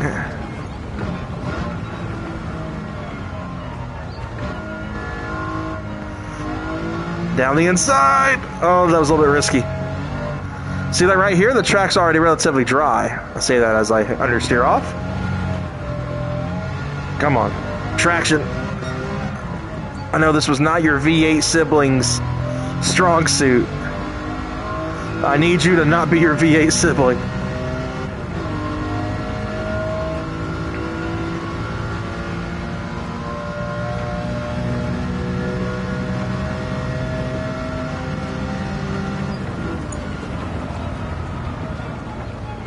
Oh, that was sketchy.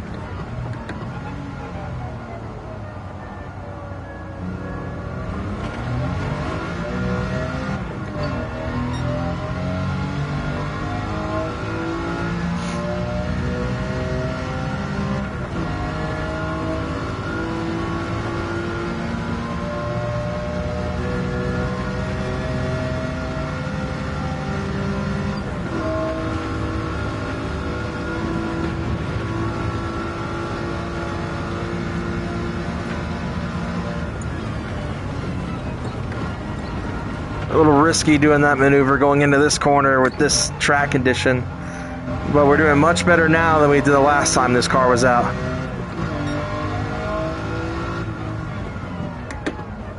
If I remember correctly, part of the reason I struggled in that first race with this car was poor strategy with the rain.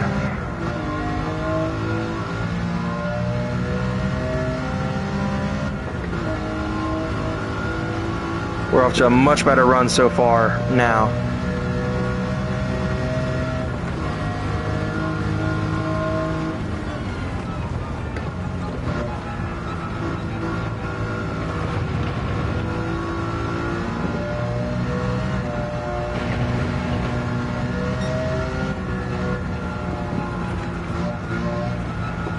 The intake noise is great out of this engine though.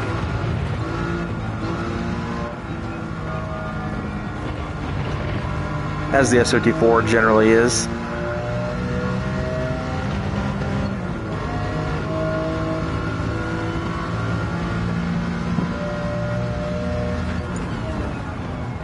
Oh, am I gonna make it?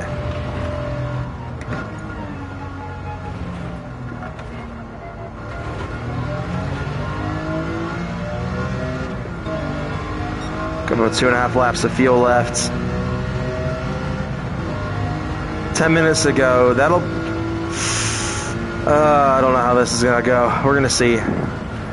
Because I might, keyword might, be able to make it to the end. And make this a one-stop race, but I'm gonna highly doubt it.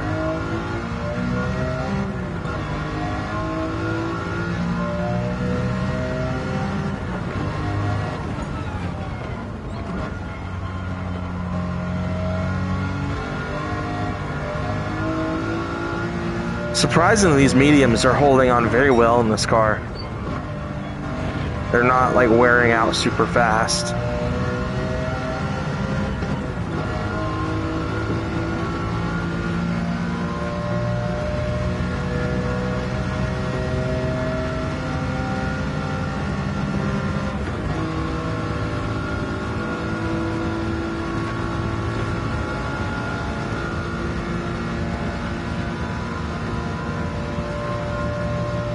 Alright, heading down into the first corner here in the chicane.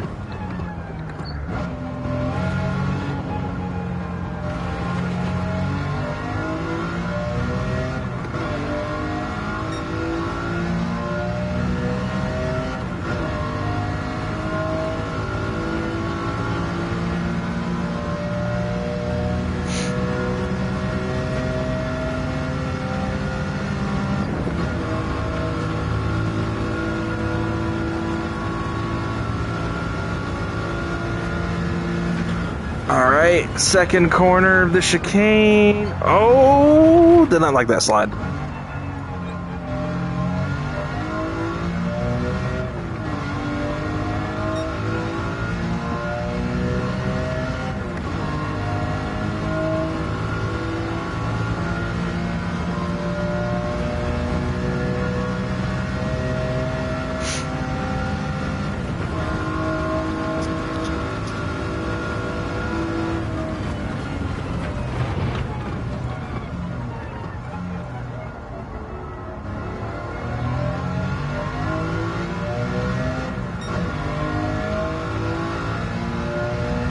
So the clouds are back, but I don't see anything on the radar.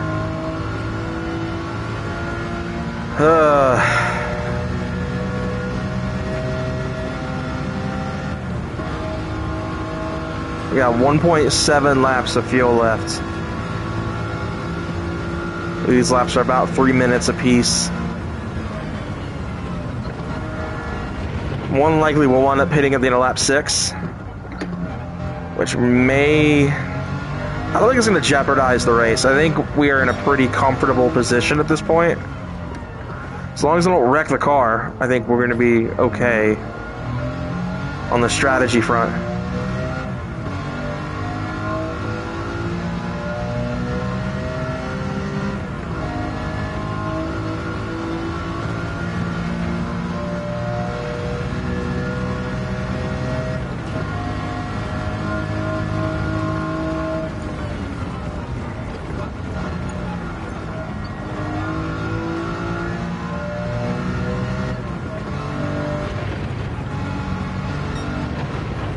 I've been watching the miles per gallon gauge, I guess the kilometers per liter gauge on this car, go nuts. I love that that's functional.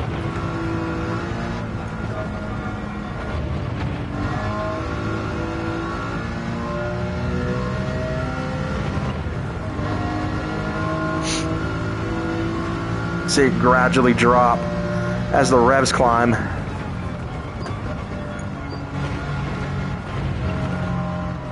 I don't think if I pit next lap I'll have enough time for like a fastest lap attempt.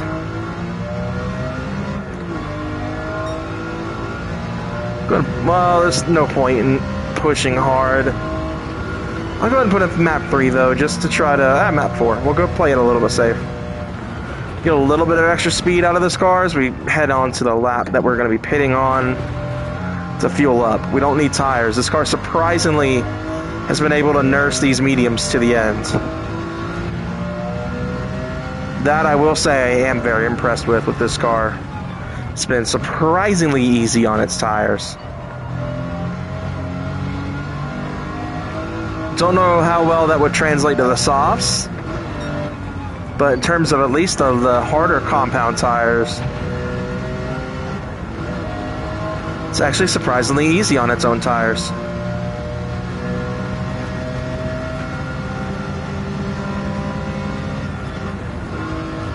I'm banging the limiter quite a bit though today.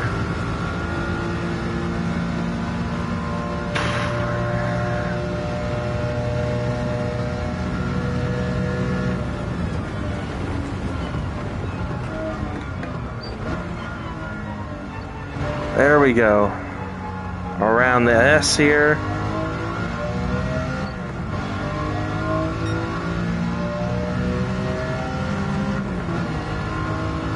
Down to about a quarter tank of fuel, just over a quarter tank.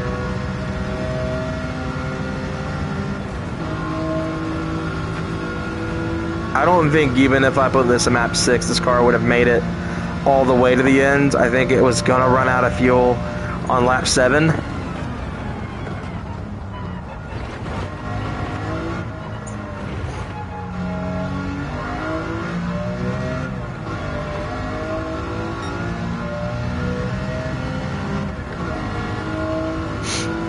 I don't know, this one has restored my faith a little bit. Maybe I'll try the Sardena race with the other car, the GTR style build at some point. Maybe off stream, where I don't feel as much pressure to drive like Max Verstappen. And see if maybe my results change. But this car has done a lot better than its V8 sibling in terms of overall drivability here.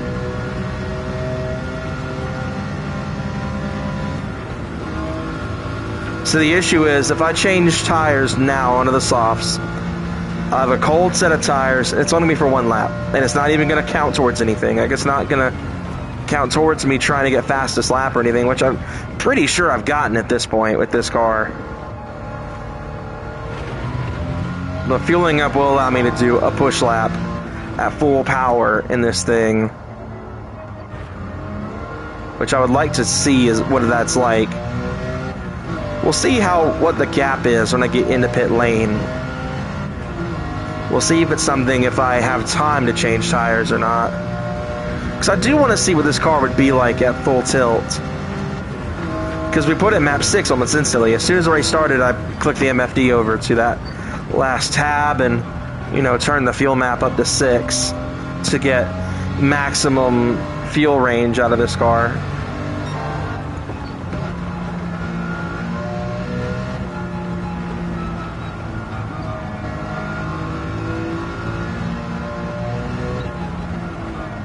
Oh, she got a little wide. That might be a penalty.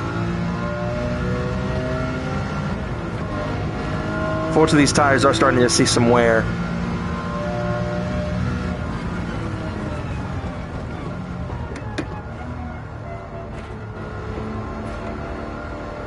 Alright, we're 34 seconds. I think we can spare to change the tires onto the soft compounds. I was making a quick chat check there. I guess I'll do a quick phone check too while I'm at it.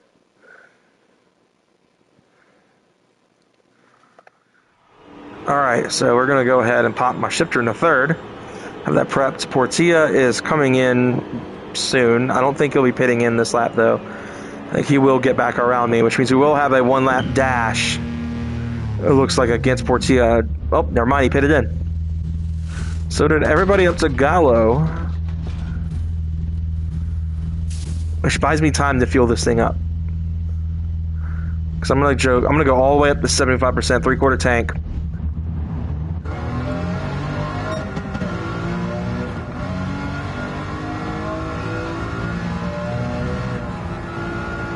Once again, need to bring this back a good bit.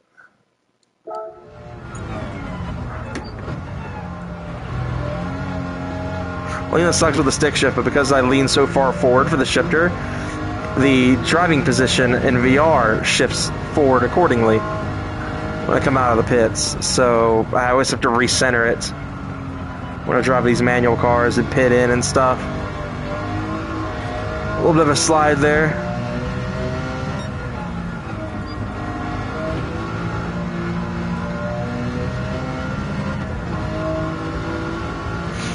Heading on the Mulsanne straight for the final time this race. And what will be probably the most dominant win I've ever had in a BMW that isn't already a race car. Because the M6 GT3 swept the Spa race, my M4 Group 4 crushes this one. It's probably my favorite Group 4 to drive, honestly, which hurts as a mostly Porsche enthusiast. That the M4 Group 4 handles my style better than the Cayman GT4 Club Sport does.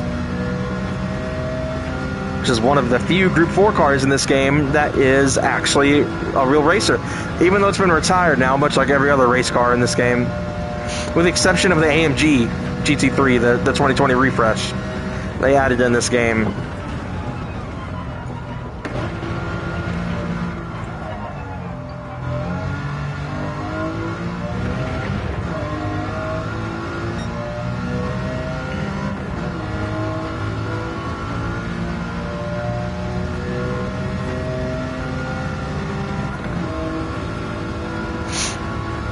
We have a commanding lead here. Dry track. The sun is out. Bit of a slide there. Typical E46 stuff.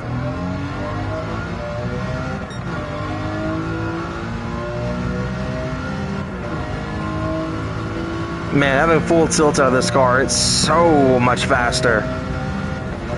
Missed the shift. I knew I was going to do it at least once this race. How ironic, it's the last lap. Closing in at 185 miles an hour, that 300-kilometer mark. Those softs gripping up into that corner. Much better experience with this car.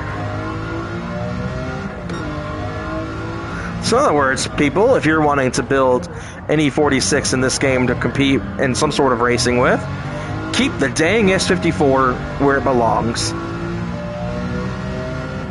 Even though the SOD4, the most you'll get is Group 4 performance. You want some of Group 3, you gotta go to the P65. But then you just get a spinning mess.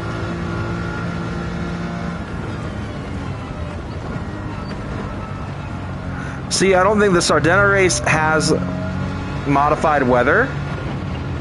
So part of me wants to take the GTR build back out, put it on mediums where it was at its most happy. And I want to redeem both E46s in this stream.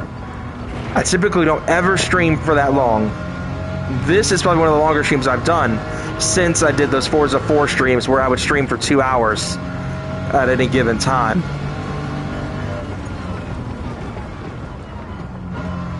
But we redeemed this E46 because it has finally taken a win.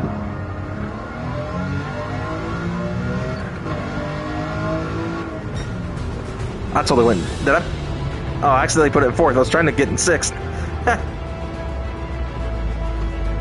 There we go. We at least got a race win, and we got the fastest lap as well in an E46. Oh man, that was something. Much better though.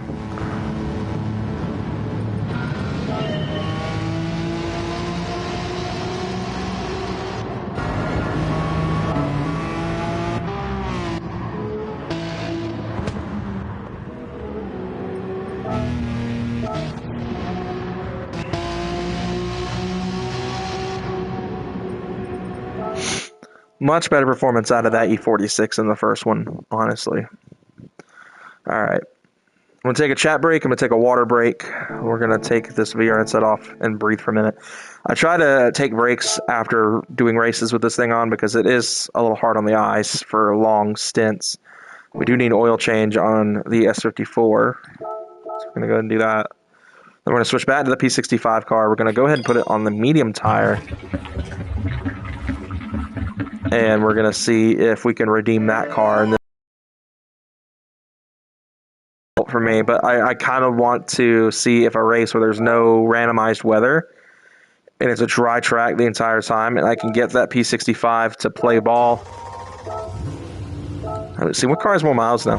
Almost 200 miles on the S54. 127 miles on the GTR build. Alright. Let's go ahead and take this VR headset off just a moment, guys.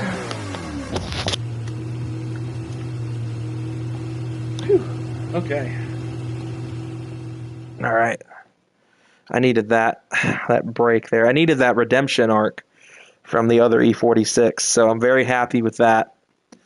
My Snapchat's going good.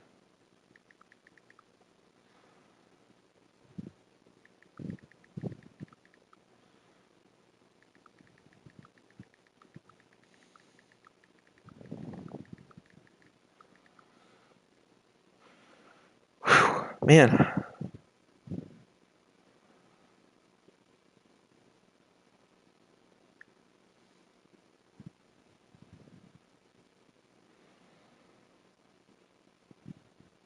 Just kind of scrolling through the internet. High school principal arrested for DUI over holiday break. Oh, anywhere near me. So this last race should be relatively interesting. I think Sardinia is going to be... Is it Sardegna? Sardinia? Sardinia? I don't know how it's pronounced. It's a tricky one.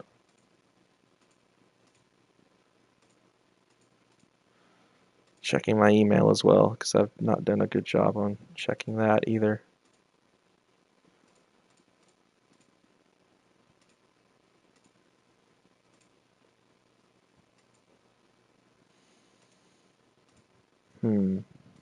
Okay. Can close that. So, like I said, I hope everyone had a good holiday. We obviously are very close to the end of the year. In fact, I actually need to film a video for the main channel reflecting on this year. Usually I do a top 10 videos of the year, and I am kind of going to do that for the main channel. So we'll see. We'll work on that probably either tonight or tomorrow, depending on how I decide I want to film it. But yeah, this has been a pretty fun stream. 2 hours, one of the longer streams I've done. And we got one more race we're gonna do. So yeah, this car. If you guys didn't watch the spa race, and this is the first time you've seen this car, this stream in action, this is a P65 built car. We've got a turbo setup here with a bit stiffer sway bars. I'm going to drop those down to 7 to see if we can get performance similar to the S54. I want to see what the spring rate was on the S54. So it is the same 3.07 and 3.23 as what I'm running on. Actually, the front end is a little bit looser on this car. I'm going to leave it because I don't want to stiffen that up, give it any more reason understeer, because it's already a pain in the butt to drive as it sits. I did the spa 1 hour race. This car kicked my tail. There was some poor strategy as well. I'm not going to sit here and let the car take all the blame, but the handling is pretty much 50. It's a crapshoot, honestly. This thing going into corner entry will understeer or oversteer. Middle of the corner, it understeers, and on corner exit, it oversteers again. So it's super difficult to drive. And Sardinia is not a track that I am entirely familiar with. It's a track that I'm actually quite unfamiliar with because I don't drive it. I mean, that's just a track I don't drive. So I'm very curious how this is going to go, and if this is going to be a race that this car will be able to redeem itself on, or if I should pick a track I know. But I want to have some sort of success with this car and, say that, find some positive with this one, because the S54 car, I had a very similar stigma against it. But obviously, you guys saw, we won the race with it, and it redeemed it. I like how it drives. It's a pretty solid car. I'm hoping that we can get a similar result out of this P65 powered car. So as you guys can probably tell, the livery is styled after the Gran Turismo 4 M3 GTR race car. I should say Gran Turismo 4 through 6 because it was in those games as well. But it's one of my favorites race cars from the GT4, GT5, GT6 era. It's a shame I didn't get to play around with it too much as a kid, but I've gotten to in recent years as I've played through GT4 and stuff like that. One thing I'm going to change, because the real car was like this. It's something that I did not think about until we were doing the spa. Is that the fact that it has yellow headlights. Because obviously I can't do the yellow tint film like what's on the real car in Gran Turismo 4. I believe the number's wrong. No, it's right. The number's right. But it had yellow headlights, and I had super cool 9500K LEDs in this thing. Even the stock lights are too white. So we're going to go to yellow bulbs. And the wheels are wrong, too, I just noticed. I'm going to jump back and change that as well before we do this last race. So it debuted on GT4. I've got a picture of the car here right now. So we need to find some wheels that are like that. They're silver for one thing. I'm trying to see what if they are indeed the proper offset. So let's see, we got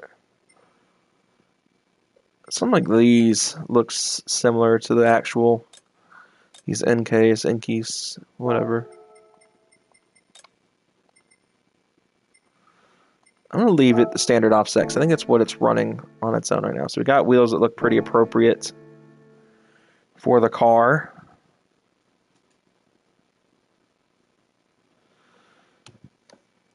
Should be about ready to race now.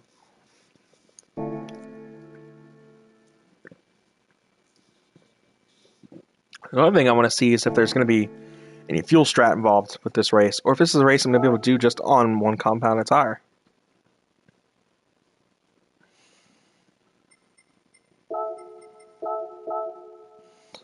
Oh, it's Map Panorama. It's not Sardinia. Oh, that's that race. Duh. I need... duh. I did want to do Sardinia. Okay, so we've got... It's actually more aggressive, it looks like, than the other race. So, probably spending a lot of time in Map 6. So, definitely want to set up the car on mediums to start. You got 15 laps, 8 times fuel. Let's see, what was it at Spa? It's 4 times. So we get about 7-8 laps out of fuel at Spa. I'd imagine Sedena is probably about the same length, if I remember correctly. Probably get about 3 to 4 laps of fuel. So that's going to be interesting. I have faith that we'll be able to do it. This car is not a bad car. As much as I hated driving it at Spa, maybe here it'll be a little bit more controllable.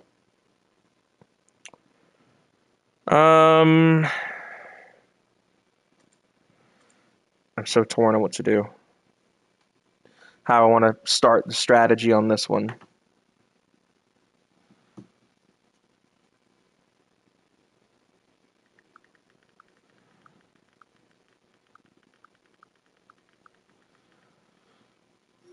Ah, man. Okay, I think we're gonna go mediums. I'm obviously gonna dump the car into map 6 immediately, and we're just gonna play the long game. We'll kind of play this one. I've never done this race before, so we'll see how this goes. Let me go ahead and put the VR headset back on. Just a moment.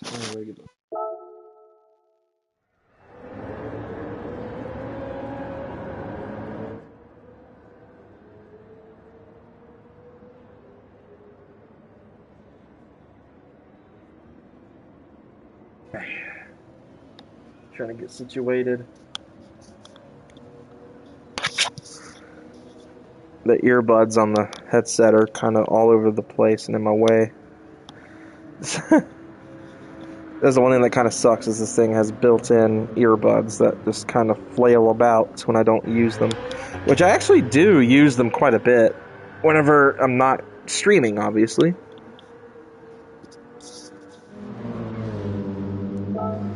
Okay, so first things first. Switching to medium tires. We're going to lose a good bit of performance points off that change. 15 laps. Should be able to pull this one off. Let's get this done. I'm going to dump this straight into map 6. I'm going to pull my pedals back too before we get going.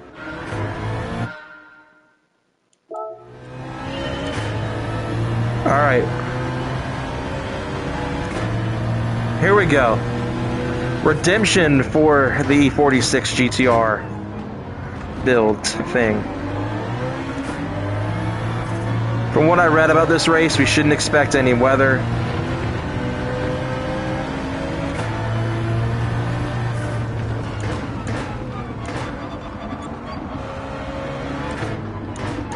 This is a track I'm very unfamiliar with, so don't quite know how this is going to go.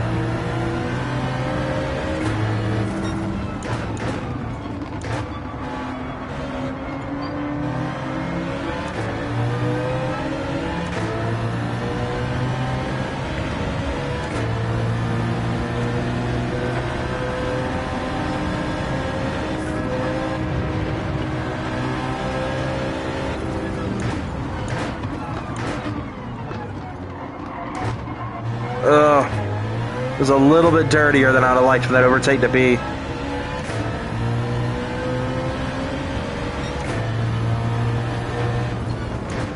Oh, it was a little sketchy.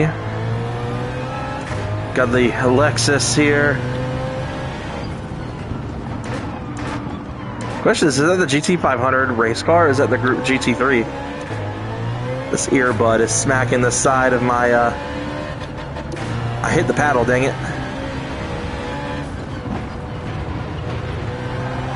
Alright, that's already a lap down. Okay, that was a much shorter lap than I thought it would be.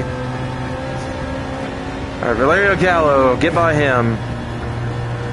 I voted on him to win the World Series, and I had high hopes. And then he spun at Monza with those F3500s, which I'm really excited to drive, honestly.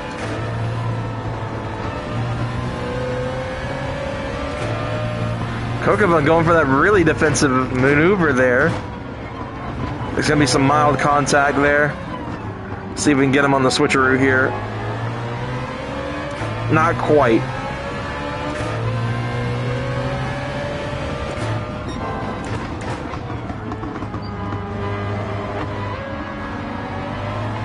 See, I don't trust this car after how Spa went.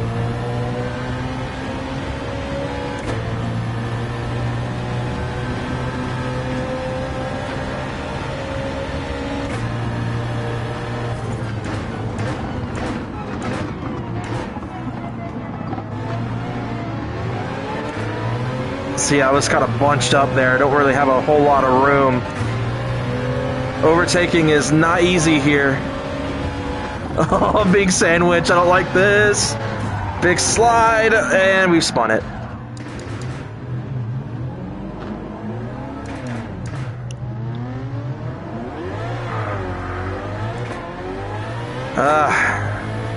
This car just hates winning.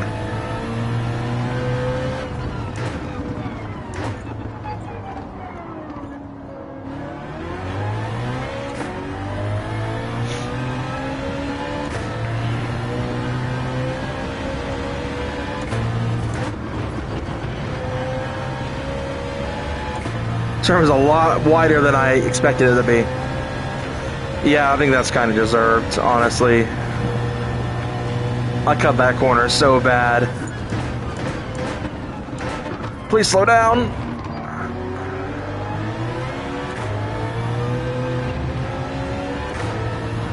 We're okay though, the tires are still in good shape.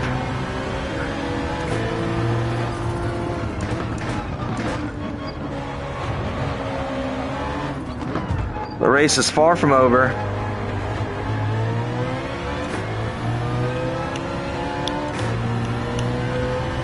This earbud pinging the side of my headset is very annoying. Hopefully you guys don't hear it,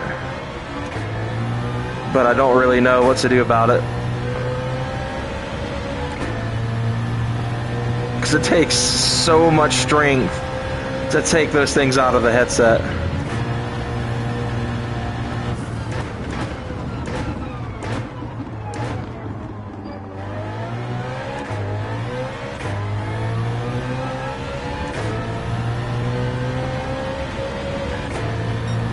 It's honestly kind of a fun track in these cars.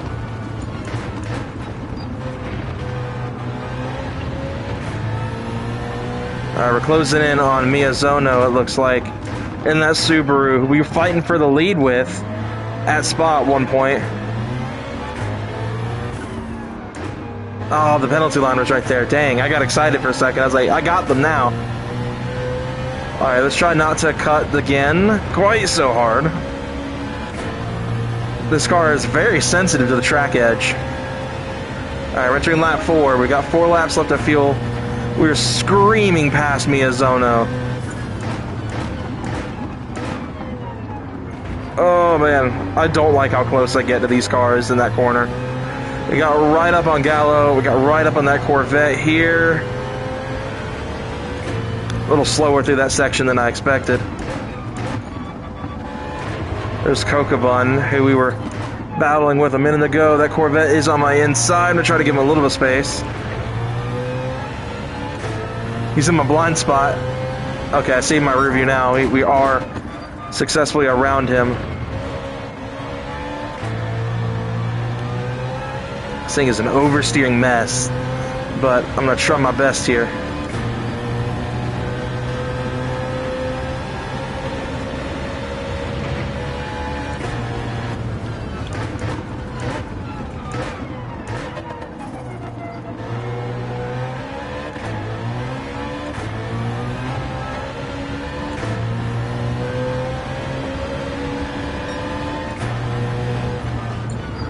Oh! Did not expect him to be going so slow. He was going way slower than I thought he'd be going through that corner. For a street circuit, this track's kind of fun. I'm not gonna lie. Front end does some major damage after that contact with Kokobun there. That might be a penalty. I think I got a little bit. Yep, there it is. I kind of figured that. Oh, Portilla's already pitted in. Hazal has not pitted in. We are now in the top 10. We got 10 laps to go with a car that is starting to find its rhythm.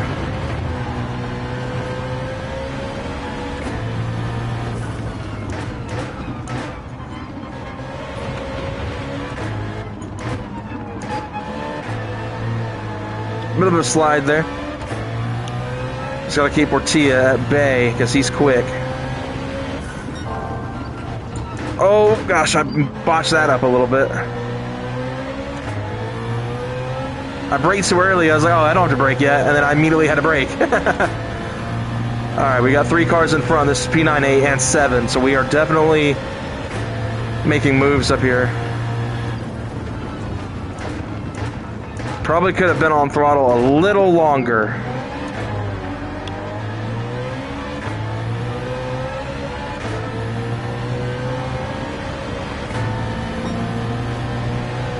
See, these guys are going to slow. And just like that, we've pulled 3 positions off. So I bumped the wall there on the exit there. Probably should have slowed down a little bit more. Oh, the penalty line's about to get me here.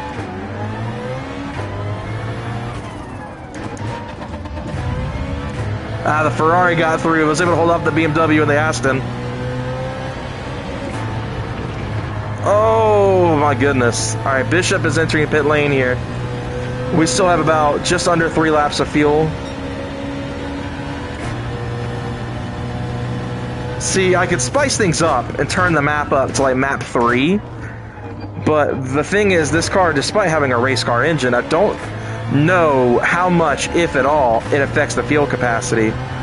Like, if I drove this car with an S54, would I be getting this fuel mileage out of it? Someone probably knows more about the engine swaps in this game, probably be able to answer that better than me. Alright, CP2. No sign of P3 yet. Or P1, I should say. I'm in P3. I'm P3.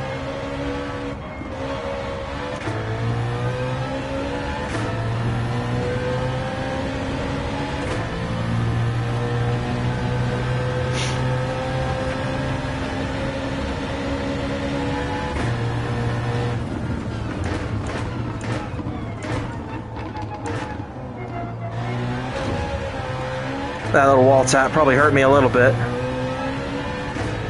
Alright, we got 2 laps of fuel exactly left. So, a little bit of a risky maneuver through here in the lifts, on the brakes, in the 3rd gear. Try to watch it exit. Didn't quite make that stick.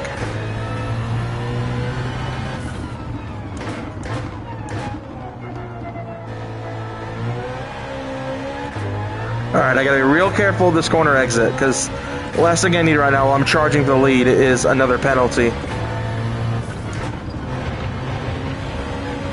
P2 has entered the pits. We've got just north of, well, just under 2 laps of fuel left, and that is the lead. The long game in the strategy has worked to perfection, as I now have clean air. Thing is, I could double stint these mediums. Don't really know if I want to.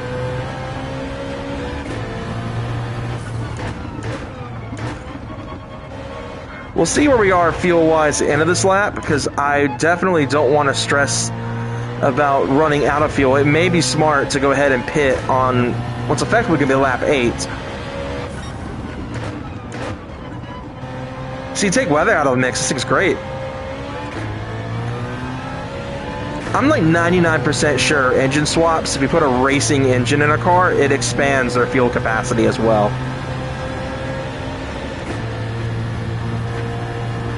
So I'm going to highly doubt that an S54 M3 would be able to get this kind of fuel mileage in this race. If it were usable, honestly, because it'd probably be so out of its element. Okay, didn't put it in the wall that time. See, the thing is, we're at a point where I could probably stretch this out 1 lap. If I just kind of pinned it in 6th gear. I don't quite know how much I'm willing to risk it. 0.9 of a lap, we should be okay. 0.8 of a lap, we're going to be stretching. I'll go ahead and dump it into 6th. We're going to have to stay a gear ahead of all the gears it tells me to go into at this point. Short shift a little bit. Should be able to maintain a lead. The goal is to keep.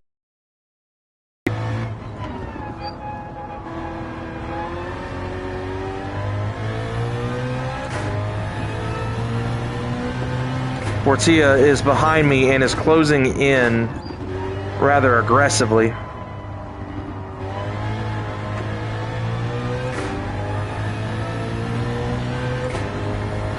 Gonna short shift it to the end here.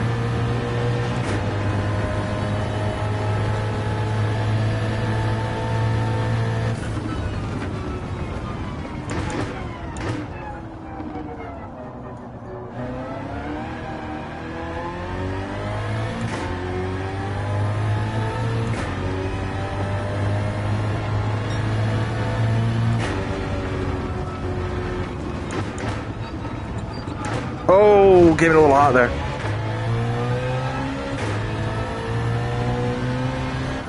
That wall right there has been the death of me this race. We're stopping for fuel and tires this lap. I could probably stretch these tires out over a second stint, but I would be hating my life. So we're just going to go straight for tires and fuel here. Portilla will get the lead back. But I am doing the best I can to keep that from happening.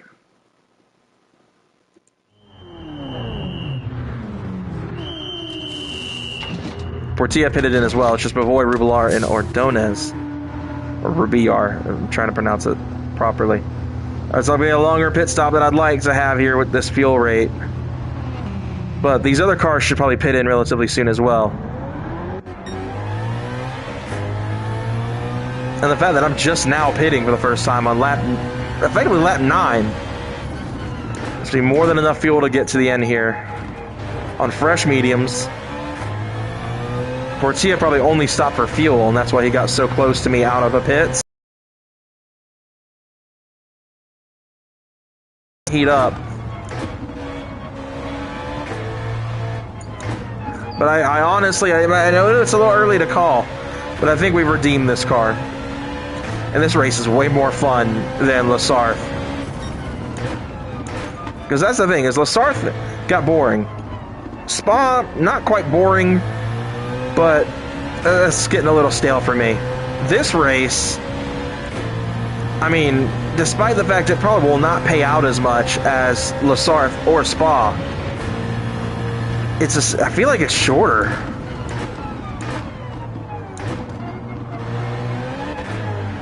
Miyazono, this car's nemesis after Spa. Should be able to get around him relative ease here. He's not going to brake. Or he's not going to go fast through that corner. We did get the overtake on him. I wasn't going to brake. He did brake. Alright, second to last corner here. It's a little skatey when these tires are cold.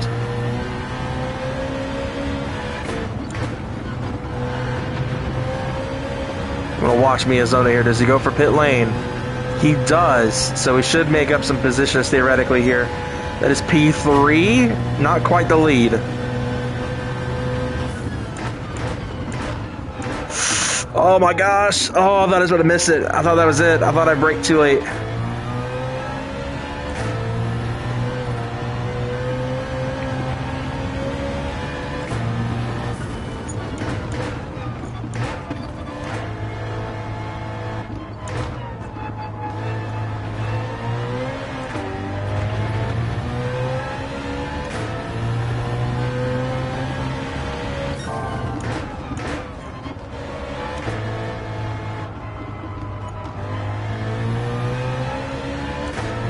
We are on fuel, 6.5 laps of fuel.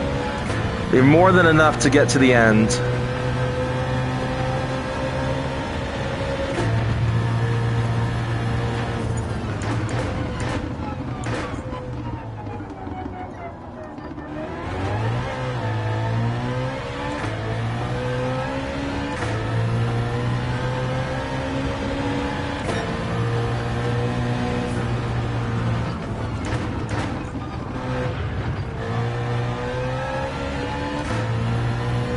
I see P2 on the map here, just a little bit ahead of me.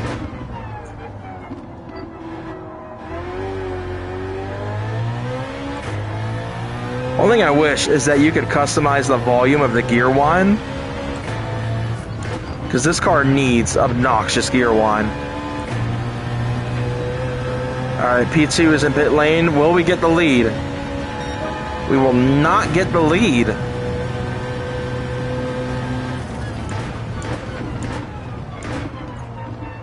So, who is the leader? So I've only got 4 laps to catch him. Granted, I don't think it's going to be an issue, but considering I'm fully fueled on fresh tires,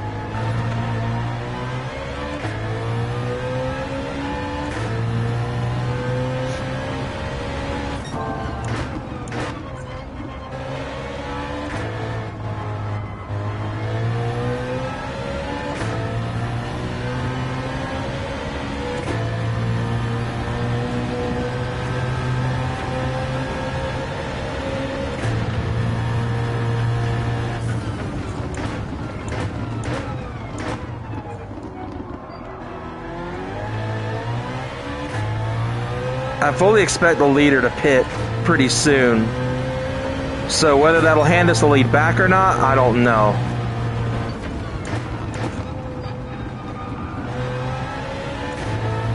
Oh, there they are. They're right ahead of us. Man, how much time did I lose in pit lane? For that car to have gotten a bit of a gotten a bit of a gap on me. My tailbone's starting to hurt pretty bad.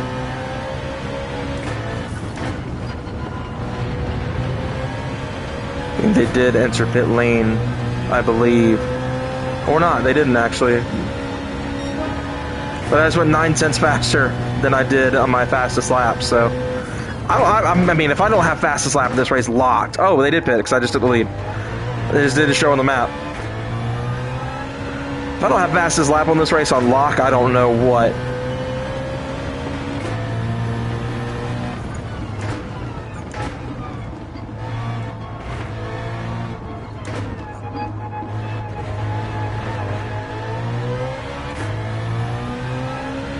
My arm is getting all stiff, like from the sitting position.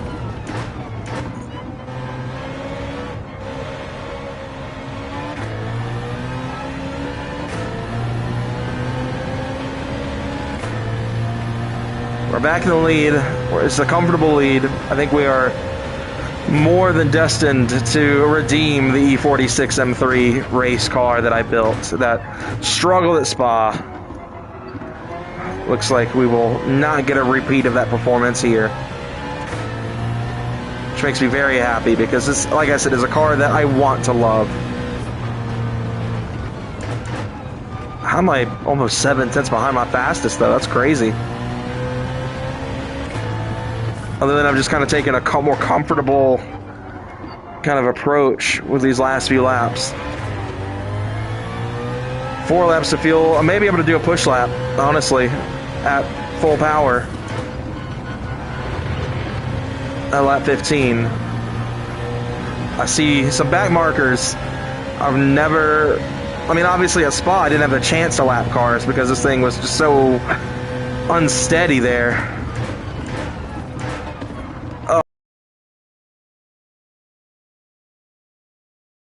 Is the death of me in terms of brake zone, like the braking zone. It's one of those you cannot miss.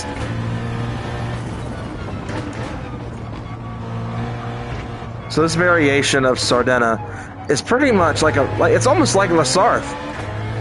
You've got like regular roads right here, and then like the latter half of the track is closed course. Because the closed course layout of Sardena is extremely small in comparison to this.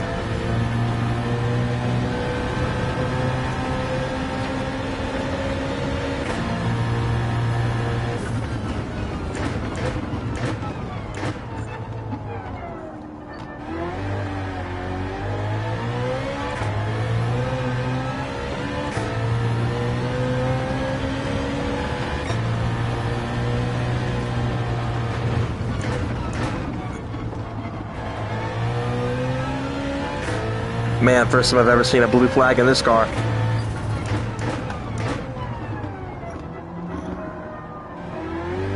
Solus is who we're catching up to.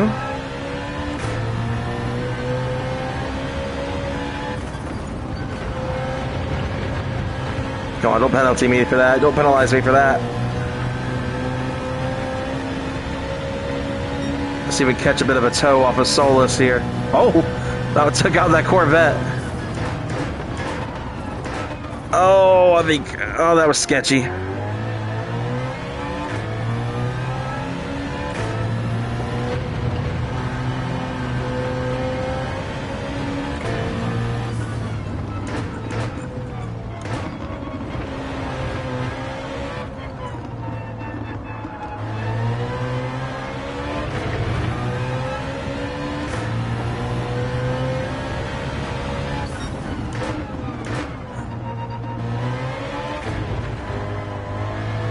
See, if only this car drove this good at Spa.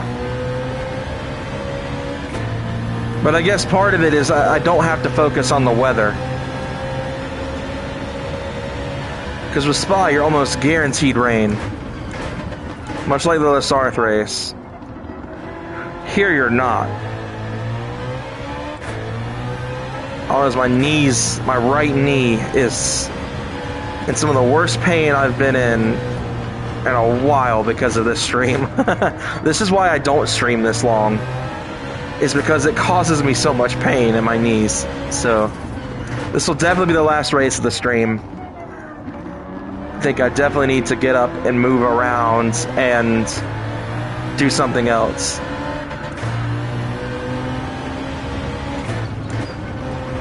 See how are we on fuel? We're going to bump the fuel mat too. I don't quite think I've gotten the fuel for a full push lap at almost 800 horsepower, but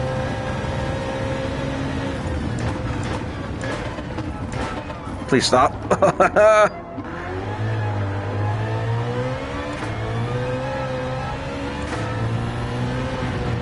going to monitor it. If it gets a little sketchy on fuel, I'll turn the map back up.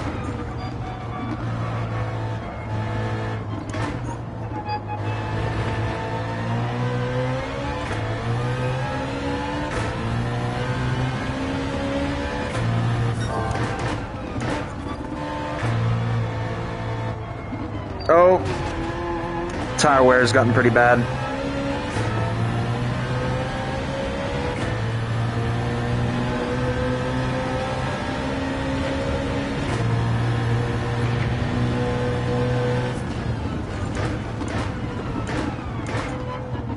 And there's Valerio Gallo's AI once again. See if I can close this door on him a little bit here and try to get around him here. Oh, he's right in the line. Huge contact there. Ain't no way it's gonna be a fastest lap after that, but he got like right in my way. Like, what was I gonna do? If I tried to make a swift maneuver at that speed, I would have probably spun.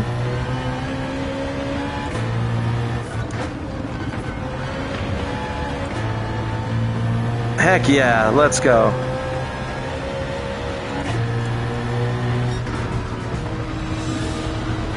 Don't quite know if I'm gonna get clean race for that, just because of some of the collisions. But redemption for both E46s.